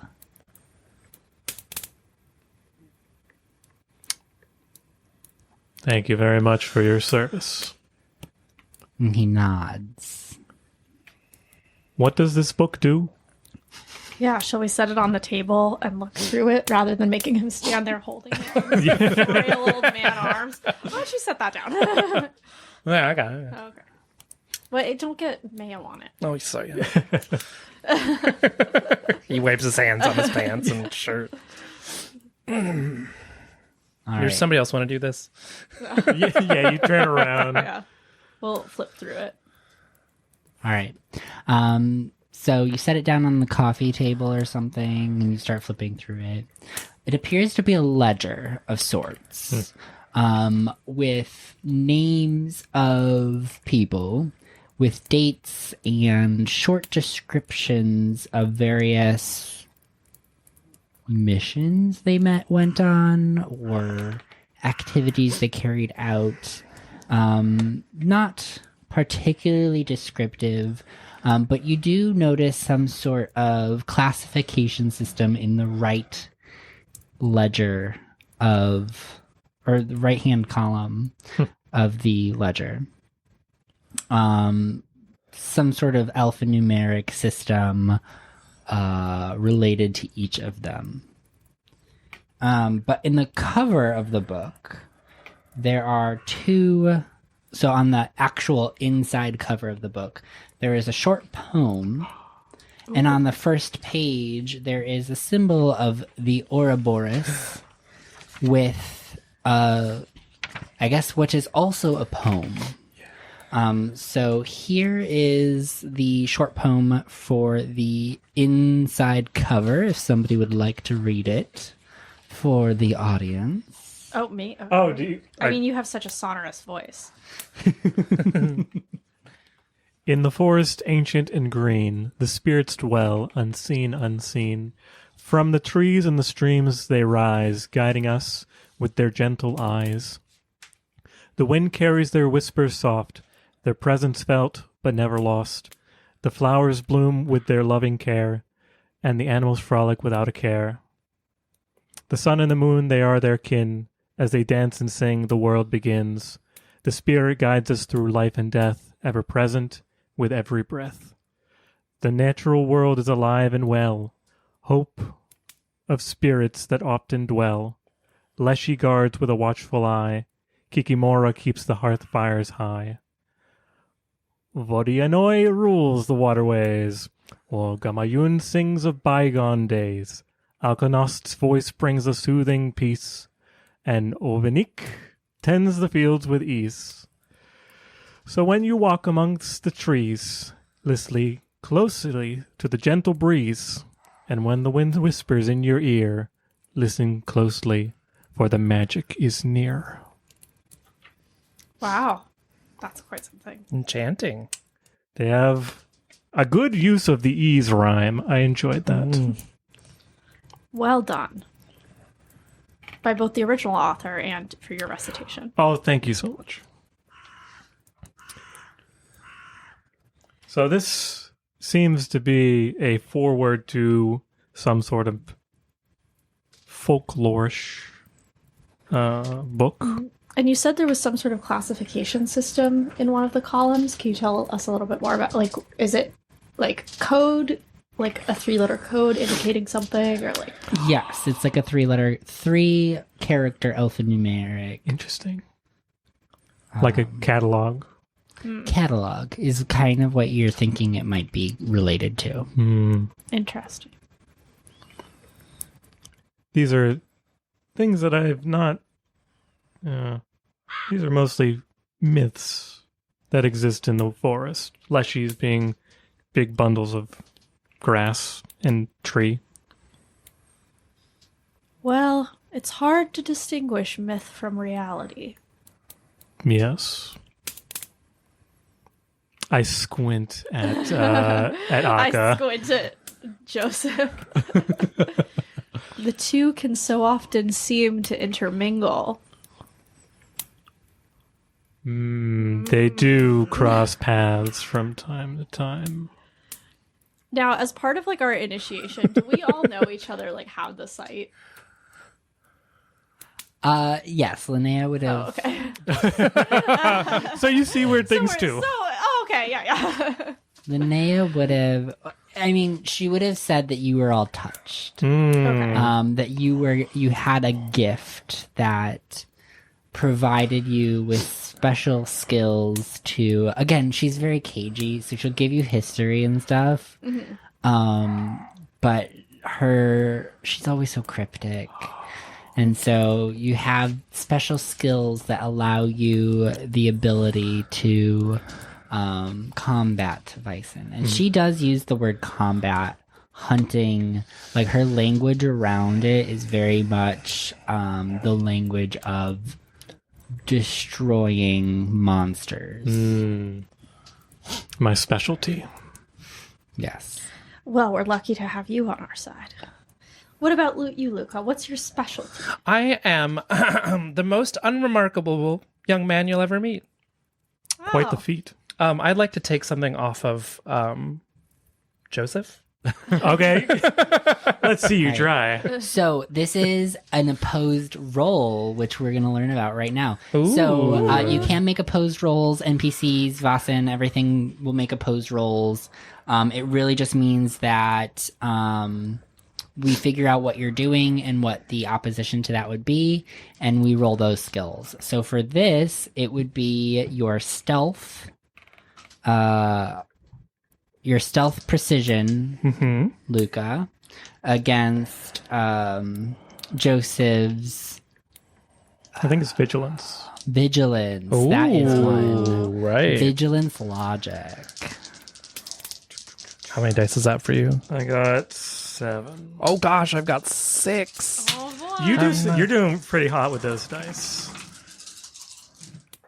I got 1 success. I got no successes. Oh, dear. All right. I did roll almost a Yahtzee. That's pretty good. Oh, that's not bad, yeah. You got 3 5. Oh, just 2 What about we 3s. just So- pivot and 3 start 5s, playing 3 a completely 4s. different game? Yeah, we're playing Yahtzee now. If you get a Yahtzee, actually, what does it say in the core rulebook about that? You get to be the game master for 2 minutes. Luka, describe how you fail this. I'm just gonna. You said you carry like a bag. Yeah, on I have your a hip? little. I have some pouches and like various things on a belt around my waist. Yeah, I like want to just like as I'm saying the most unremarkable young man you'll ever meet. I'm gonna try and like sweep a hand past Yeah, your belt and like I have a hip flask on one side. and just like pull it out of your belt. And Brudi, like bolting up from the ground, sort of like lightly puts their mouth on your arm. Whoa! Fine. Oh my goodness, Brudi, you can't just do that to our new friend. I'm sure he was admiring. It's a very nice flask. You would. I pull it off of my belt and I hand it to look at to. I take out a handful of wallets. This is what I'm good at. Oh wow, you make wallets. Leather craftsmanship is. They're very well done. Yeah. They're not mine. I didn't make them. Oh. I Okay. took them Oh, that's from what you're doing. people. A petty criminal. Sure. And you with so much promise. I wouldn't say that. Every young person has promise in their heart. Well, sure. I know. He like gets all of his wallets back and puts them in his pocket. I now understand why your dog has such a nice scarf. Oh, That's again, not mine. It's also probably very dirty at this Okay. point, Okay. but it's It's still been like a nice week or silk. two, Yeah, And wet. yeah, and wet. so wet. With Well, when what? the tongue, I don't know. when the tongue hangs out, there's not much you could do about it. It's just everywhere. Yeah. Like one of those frog toys. Well, What about you, Akka? I am somewhat of an amateur naturalist. I saw a bird the other week that I had never seen before. It was glossy black, and I described the bird to them. I also I practiced medicine. I was assisted the doctor. I was a nurse in our village. Good to have medical skills. You never know what you'll And encounter. bird identification skills. And bird, yes, it's being a naturalist, knowing different creatures. Yeah, so if you feel like you're coming down with something, or you break a bone, I can set bones. Can do some basic medicine, although I have to admit I feel somewhat ill-equipped here, as the entire place reeks of fetid mold, and I have only the supplies that I was able to personally acquire. I didn't want to take too much with me. I'm sure there are some wildflowers that can be picked around here. Well, what a team we are. Yes. Truly, Akka reaches out like to clasp both of your hands. What a team! When you are all finished greeting each other, I will show you to the library. This is where I have spent most of my energy upkeeping the headquarters. Great. Right this way. And he begins to slowly shuffle down the hallway, eventually taking you to a rather large room. Bookshelves lining the walls. And this is one of those, like, French-style libraries with the long ladders that reach up to, like, the fourth... Oh, hell yeah. Shelf. Set of shelves. Oh, wow. This is the true glory of the society. A collection of tomes spanning hundreds of years and 20 languages. The last we counted. So I imagine there's a connection between the big brown book you showed us and these little books. Somewhat. The ledger counts the various missions where artifacts were uncovered. Unfortunately, much of the archives has been fallen to disrepair over the years. The collapse in the tunnel was quite a lot of rubble to sift through on my own. Well, I imagine we will wrap around to that as we tidy up this little cozy cottage. Ah, yes. Please do make yourselves at home. This is your property to do as you like. I will do my best to provide you with 3 square meals a day and ensure that the library is kept protected. Much appreciated, Algot. And, so when we were, like, got the pitch to restart the society, did we have a, like, we don't have an assignment currently. It's just, No, like, not come yet. here. You've been selected. Yeah. Okay. You've won the trauma lottery. Yeah. Congratulations. Gosh, is this guy, like, on our payroll? I was not intending. I just left my paying job to come here, so I've never had a paying job in my entire life. you That might might- be the best equipped of both of us to handle this. Yeah, well, Master Akka, although I am old, my hearing is still here. I apologize, Algot, To for discussing answer logistics in your earshot. question, I do not need much and tend to fare for myself. I wish only to maintain the headquarters and keep the society thriving. Although that is something that I cannot say has been true for quite some time. Algot, how long have you been here with this society? Is Algot older than I am? Yes, Okay. Algot is like 90. Oh my goodness. oh gosh. I was born in the castle and took over the stewardship of it after my father passed. in 72. Algot, you have such a fascinating inner life. What? I mean, of course. I will take that at face value I am. and proceed with my life. It was meant as a sincere. There's a mystique around Pajama Castle, given true. its storied past with Erasmus Luger and the siege that ended with his death on the commode. I am not familiar with the story. You're telling me you do not know he's the most famous resident of this castle? A real story about this historical place.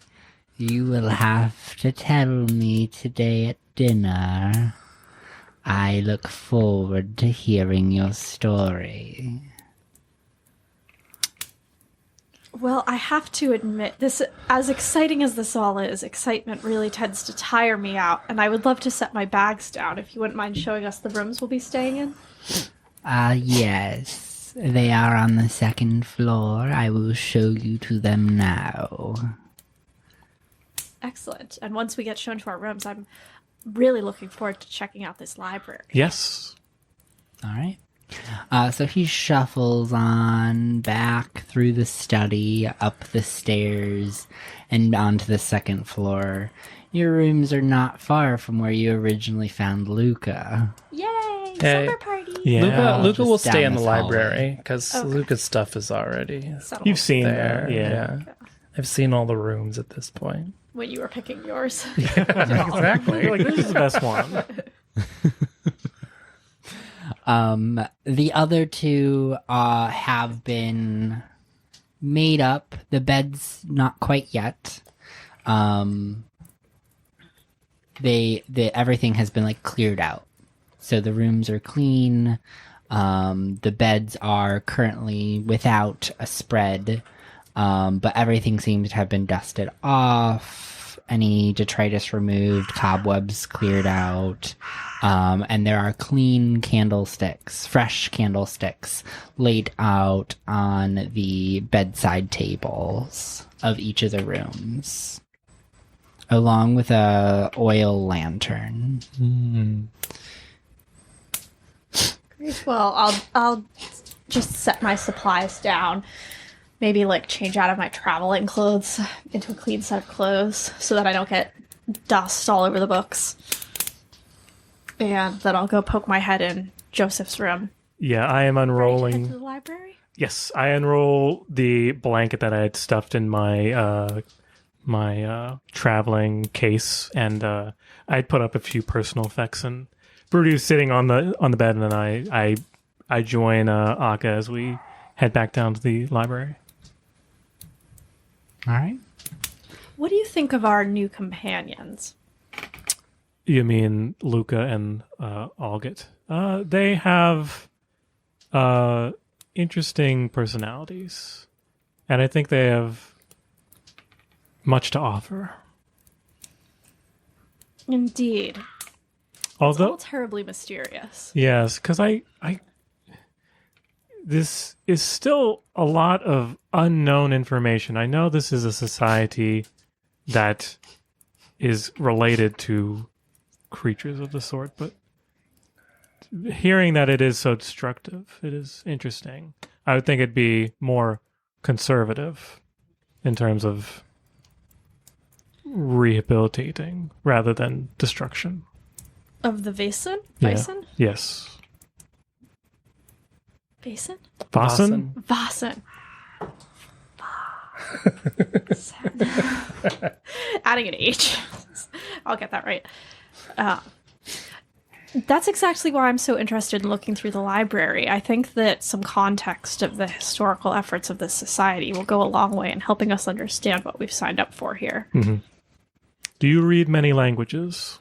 Only the one, I'm afraid. I see. What about yourself? I only know two. I know English and I know German. Slovenian, Slovenian. and German. And I know Slovenian. Just Slovenian for me. Just Slovenian Yes. and German. So we'll rejoin Luka in the library. Yeah. Luka in the library. Luka has kicked off his shoes and is walking around barefoot. And has set out a couple books on the ground where it looks like he's like maybe like kneeled down to look at them. And most of the pages that have been opened to have pictures on them. Ooh. Luka can't read. Are you sure?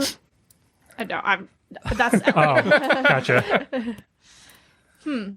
They are some of these pictures are horrifying. Oh my god. They are grotesque monsters Yeah. in most of the sketches that you come across. He's up on a ladder, like hooked one arm in to like flip through a book while on the ladder. Yeah. And he points down to a book and like, that one is terrifying.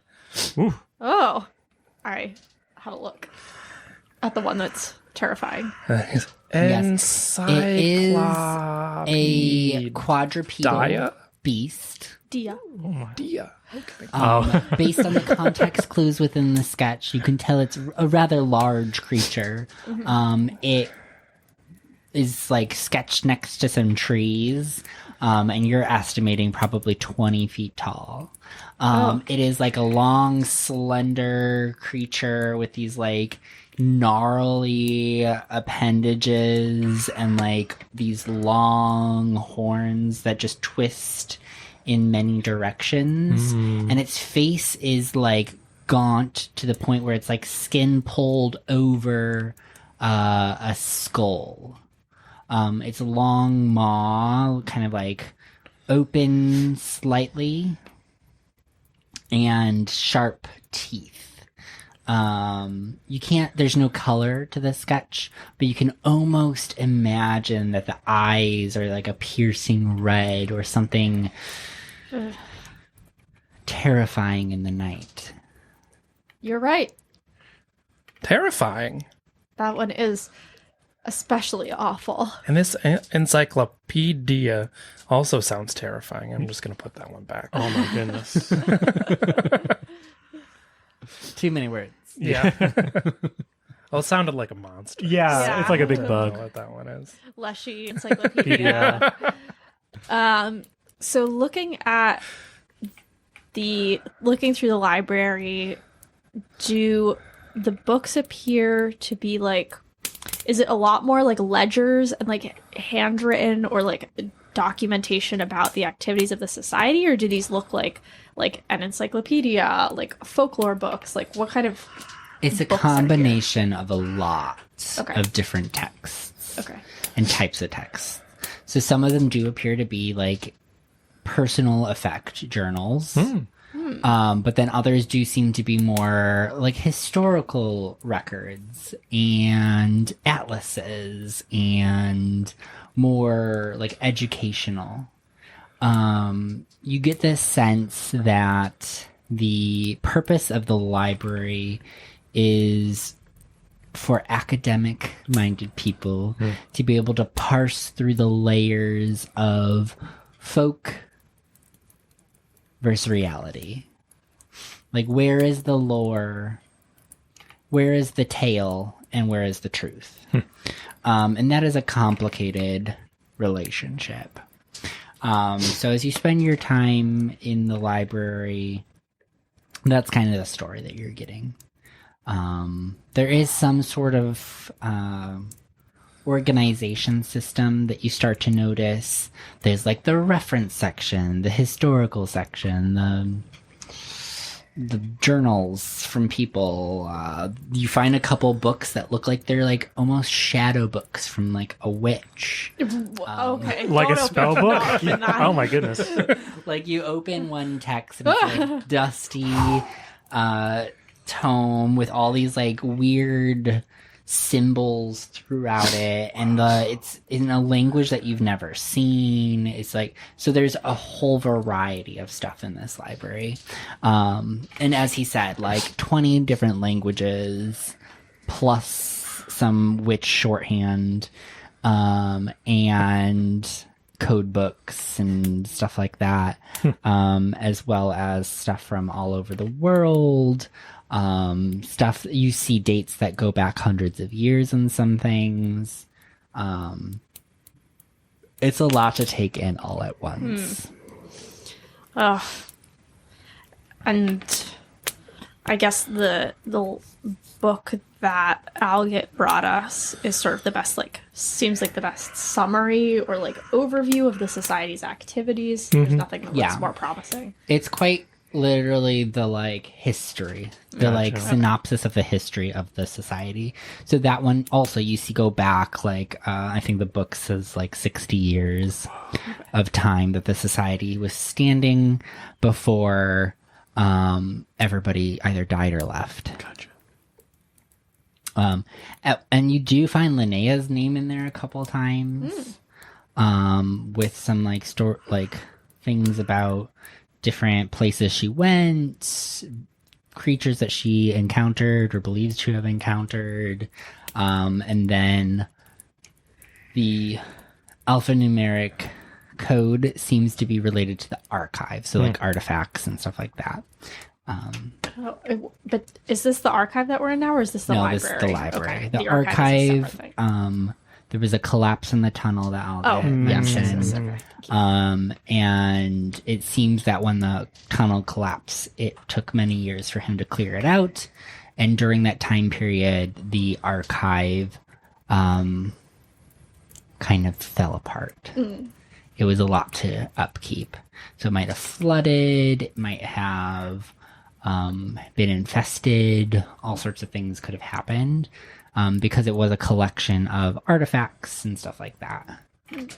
So there would have been cloth and wood and stuff like that down hard there. to keep. If it's got to be climate controlled. Yeah, and that was not the situation. Yeah, it was not climate controlled. Well, this is a valuable resource for future tasks. Good to know. I suppose our first order of business as fledgling members of this society is to get our headquarters in order. Yes. Thoughts? Indeed. And he is just standing at your elbow behind you. Okay. That would be my suggestion. I should have warned you. I saw him coming. Please. Yeah, you'll be our eyes for next time. I'm a little deaf in this ear, so. I imagine, is there a particular area that needs the most attention right now?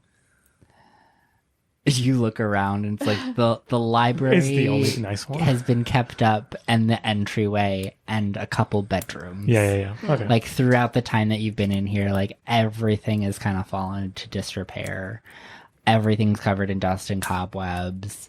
Some rooms are going to be easier than others. Yeah. Obviously, the ones with roofs are going to be a lot more effort to clear out. There is a small kitchen. He's kept it moderately clean, but it's a workspace, so it's really just he's kind of cleared it out as much as he needed in order to prepare food. Yeah. Ham sandwiches. Ham sandwiches, yes. He lives very simply. I mean, he lives by himself in this giant castle, and his main task has been to keep up the library. Mm-hmm. Everything and he's else done an excellent job. Yes. And the library is really, really well kept, and that is a hard thing to keep up. Yeah, all the paper and the books. Yeah. What would you like to see in this castle, Luka? Oh, I don't know. I have a room, and there's food. It's a good that's start. a lot. Yeah. For me, it's more than I normally have. What? Don't give me that look. I see so much promise in you. Thanks. He's still got a lot of years on him. Yeah. That's where the promise comes in. All people are weird. We can hear you. I said I'm a little deaf in this ear, not This one.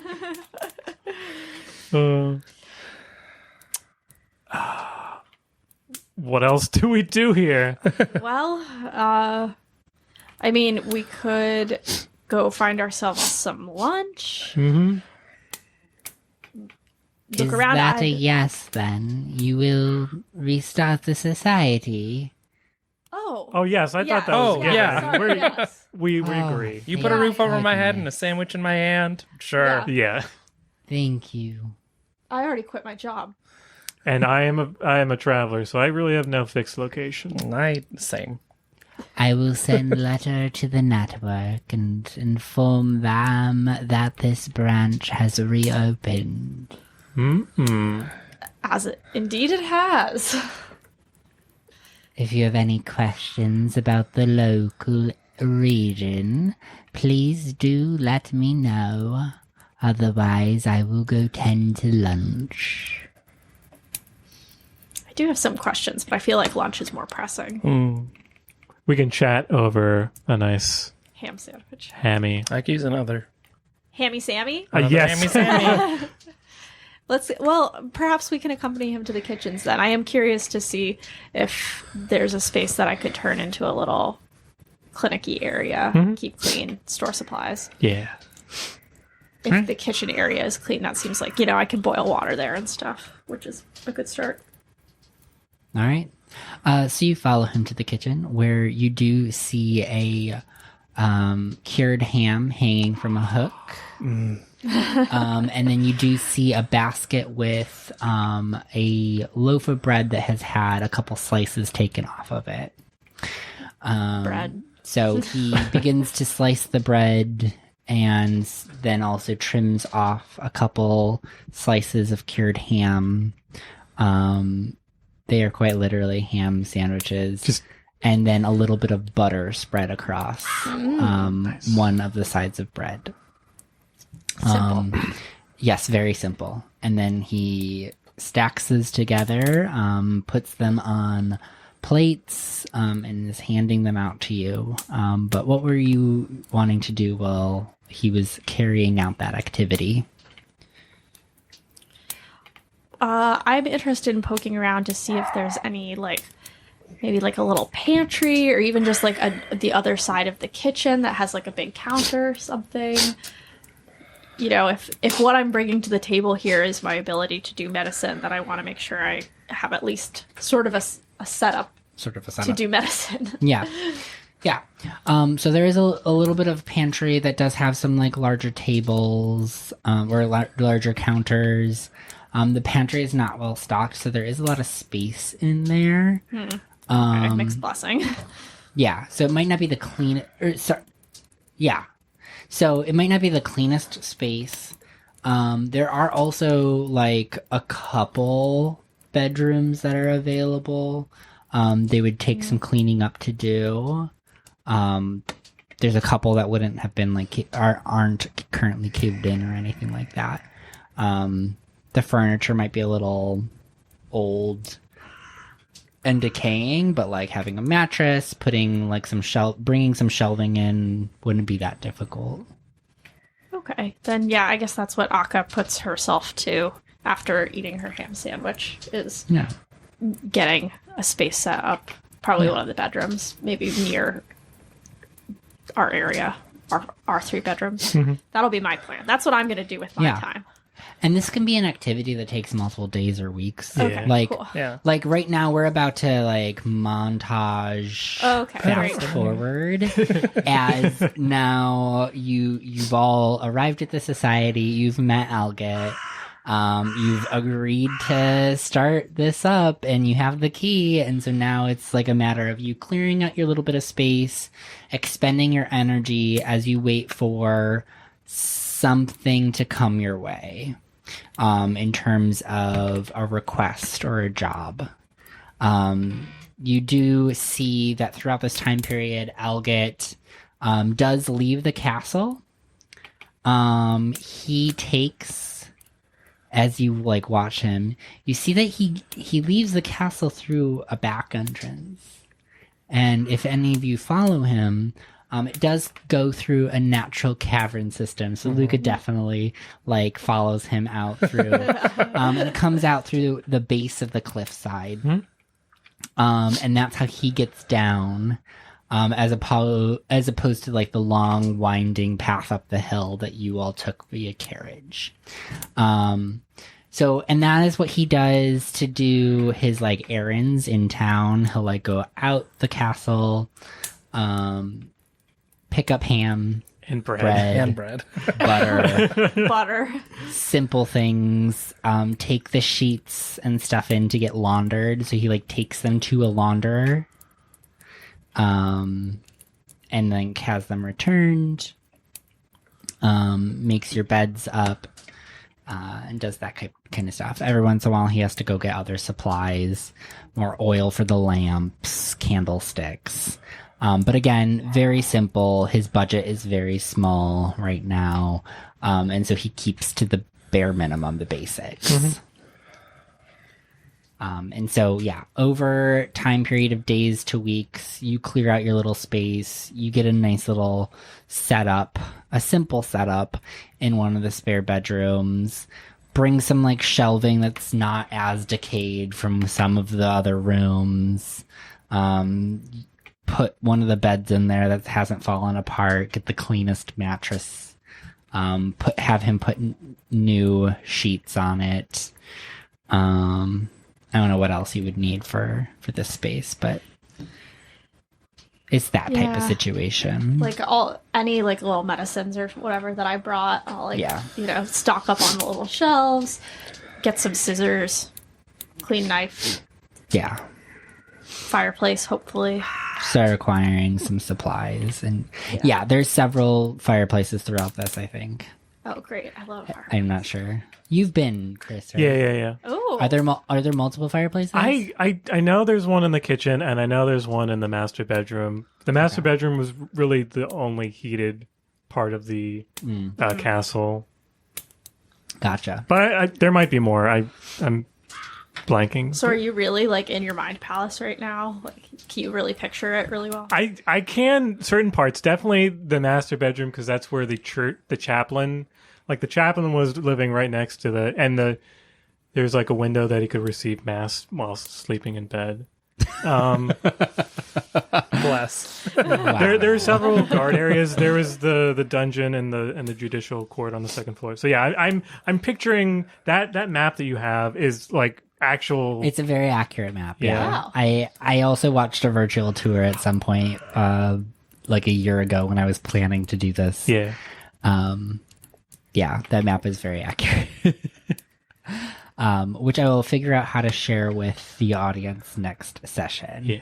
Roll20 was I think Roll20 is what was causing the frame rate drop on our stream. So, What about you guys? Are you guys up to anything in our montage? I will just help.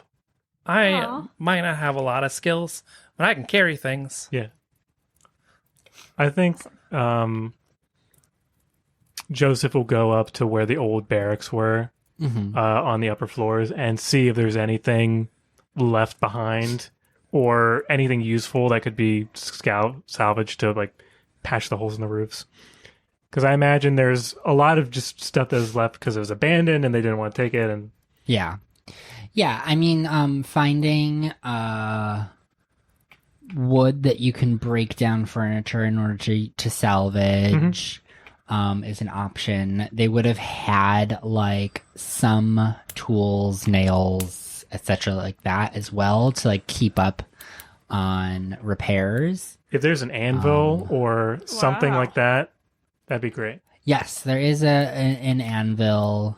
The floor beneath it has cracked a bit and it started to sink. Concerning, like, what's this above? I will have to refer back to my map and listen back on all of the things that I am establishing right now while not looking at a map. But at some point there's an anvil. With the spatial relationships here. Correct. But yeah, that's you can find an anvil, you can find some tools and some repair supplies. And you can do some light repair on the building. You're not going to be able to mechanically. Vaesen has a headquarters system in which you can expend development points in order to gain like new rooms and new people and all of that type of stuff. But we don't have any but you don't have any development points because you haven't done done an adventure yet. Yeah, you don't have any influence. You barely have any money. The place is a wreck. Yeah. I don't know. Luka was throwing around some wallets that looked pretty flush with cash. Oh no, those are empty. Oh, Those are empty wallets. they're I mementos. was gonna sell them later, but that's what it is. Those are his trophies. Yeah.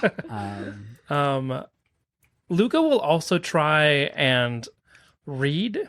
He can read. Yes. Just Okay. it's like at like a Cards. second or third grade level. Like he reads very Gotcha. slowly. But he's gonna like try and find things on witches. Oh, okay. Okay. That's cool. And he's gonna like he'll go to Akka without any hesitation to be like, what's this word? Like, what does this mean? Yeah. Oh, it's, let's see, the conjunction of the planets. It's like when they all line up. So conjunction is lining up. Yeah, So if we were to stand in a line, we'd be a conjunction of people. sort of. It has an associated implication, I believe, of like a system falling into place, if that makes sense. But I get it. The yeah, planet's that's lining the up. gist. Okay. Yeah, Thank yeah, you. And he'll go back to reading, and he like kind of whispers out loud to himself as he like reads one word at a time. Akka will also do like some little superstitious things. She's got her Yeah. like horseshoe nails, Iron that powder. she's like putting, she like braids a couple of elaborate like little grass like designs that she like puts above the doorway or like tucks under people's pillows. Just like locking us down on all fronts. What's this nail doing under my pillow? Oh, put that back. Oh, okay. Oh my goodness. Just in case. Have you been having any bad dreams lately? No. Yes. Oh, well, now I might be. Yeah. Now I'm gonna be dreaming about that nail.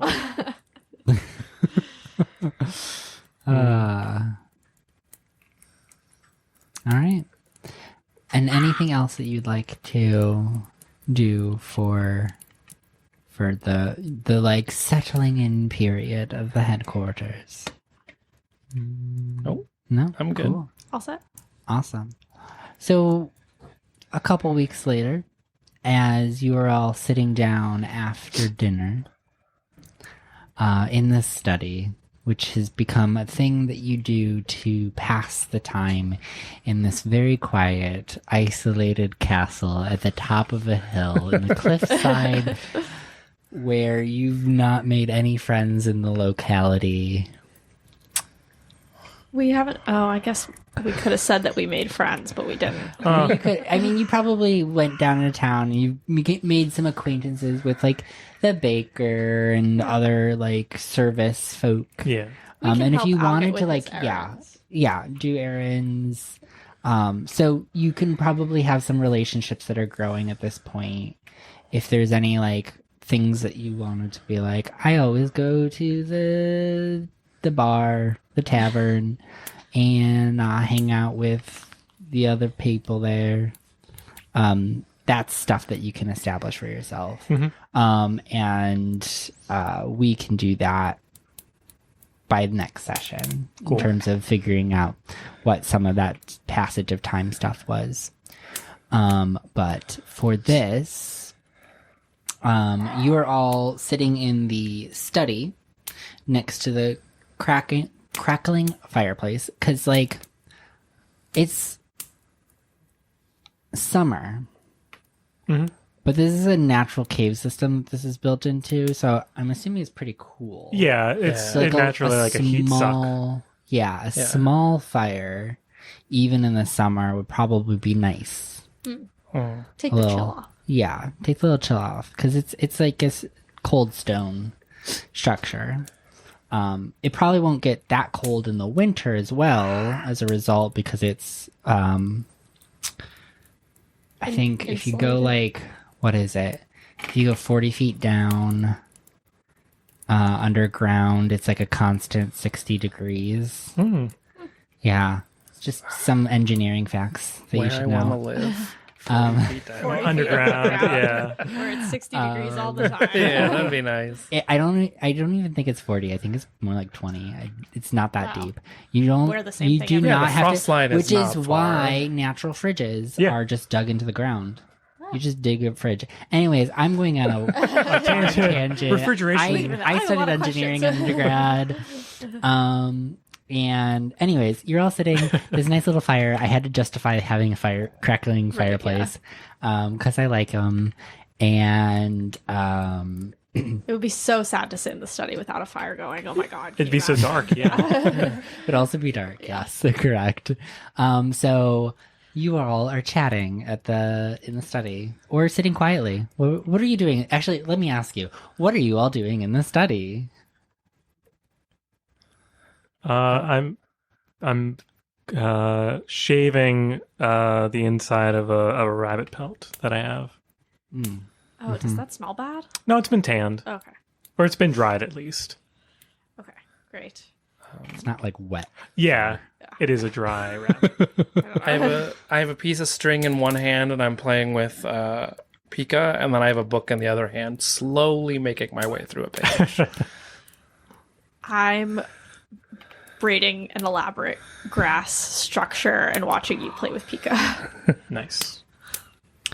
Have you guys seen those? Like, do you kind of know what I'm talking about? Yeah. Is it like a mat that's woven or It's sort of like these, like, like an arch? not really. They're like wall hangings, I'll find right? it. I'll send you guys a picture. It's like, it's these, like, I think it's Slavic grass weaving, sort of like traditional. I'll send you a picture. Okay. All right. Sorry. Cool. They're like wall hangings, right? Yeah. You like put them on Yeah, walls. yeah. In It's various, not like Palm Sunday crosses. No. It's a lot more pagan than that. Yeah. It's like the pagan version of that.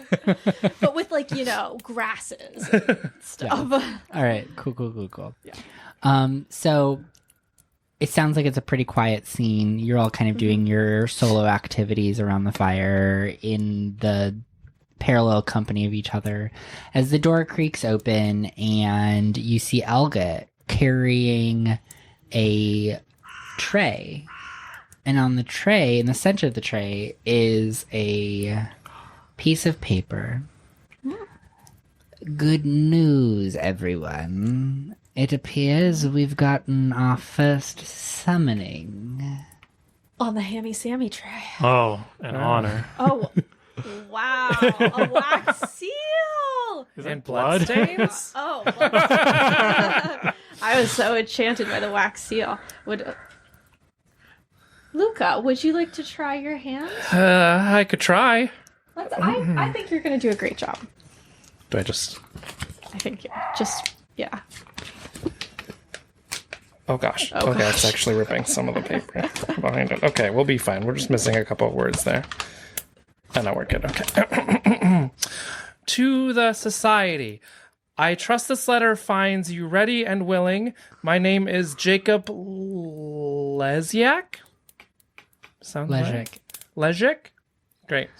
And I write to you with great urgency from the remote settlement of Ukang. Ukans? What's one? it end in? C? C's make S sounds. Ukans. Great.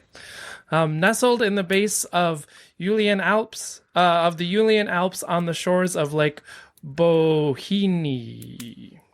Sure. I became aware of your service through the musings of my wife, so while I may not fully comprehend or trust your methods, my plea is desperate. As you may know, our community is heavily reliant on the lake for our livelihoods, particularly those of us who fish its waters. However, a shadow has fallen over our town. In recent months, several men have met their end in the lake, their bodies found drowned under circumstances that defy explanation. These were seasoned fishermen, men who know the lake like the back of their hands, strong swimmers, the lot. Rumors have begun to spread among the townsfolk, whispers of a monster lurking beneath the surface, a creature insidious. Very Whoa. good. Thank you. And cursed. Yet none have been able to recount its visage. An air of mystery surrounds the beast, and all sorts of fanatic theories have arisen regarding a curse on our town. I am a man of business, not one to give in to superstitions, but the deaths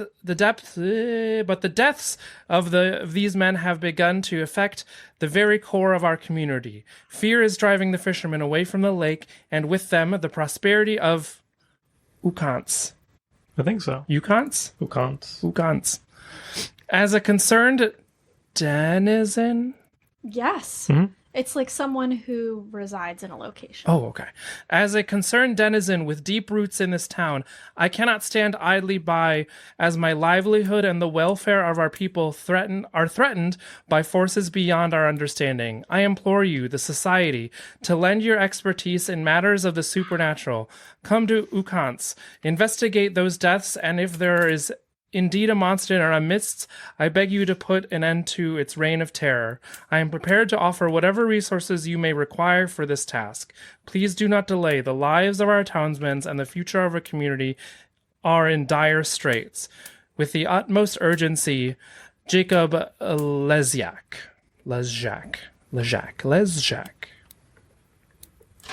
That was very nice. Thank you. A stirring tale. I know. And so confidently spoken. Thank you. I've been practicing. All those books. I know. I don't understand most of it. Ah, I've heard.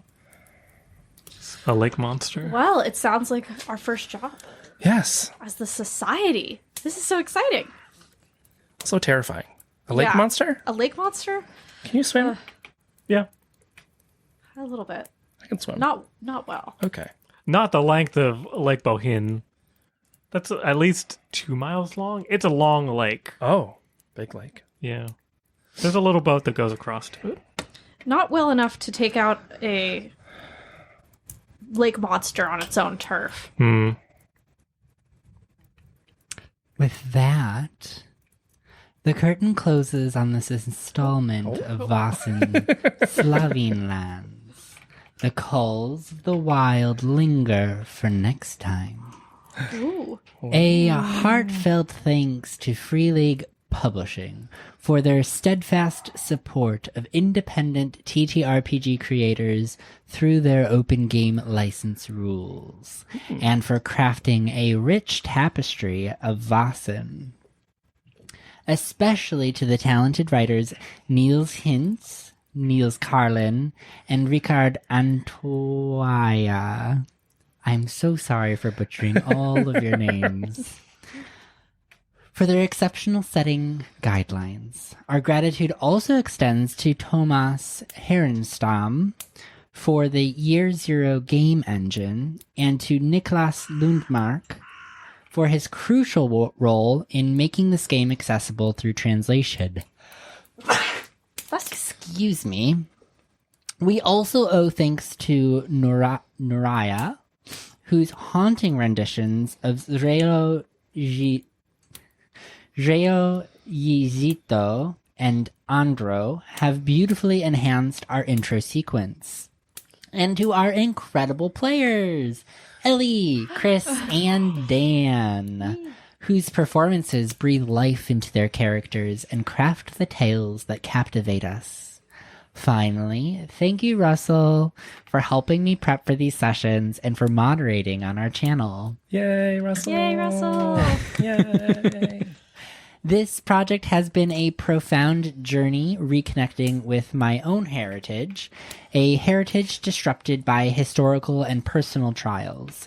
From the destruction of historical records during centuries of crusades and colonization, enforced language barriers due to assimilation theory in the 60s, and to the loss of my grandfather during the COVID-19 pandemic, my last direct connection to my homeland. For all of those like myself, striving to reclaim and redefine their cultural roots, I stand with you. May you find grace, empathy, and kindness on your journey. As David Mitchell eloquently wrote in Cloud Atlas, which I fucking love, our lives are not our own. We are bound to others, past and present, and by each crime and every kindness, we birth our future. Thank you for joining us. Farewell for now, and may the echoes of the past guide you until we meet again next week. Bye. Yay!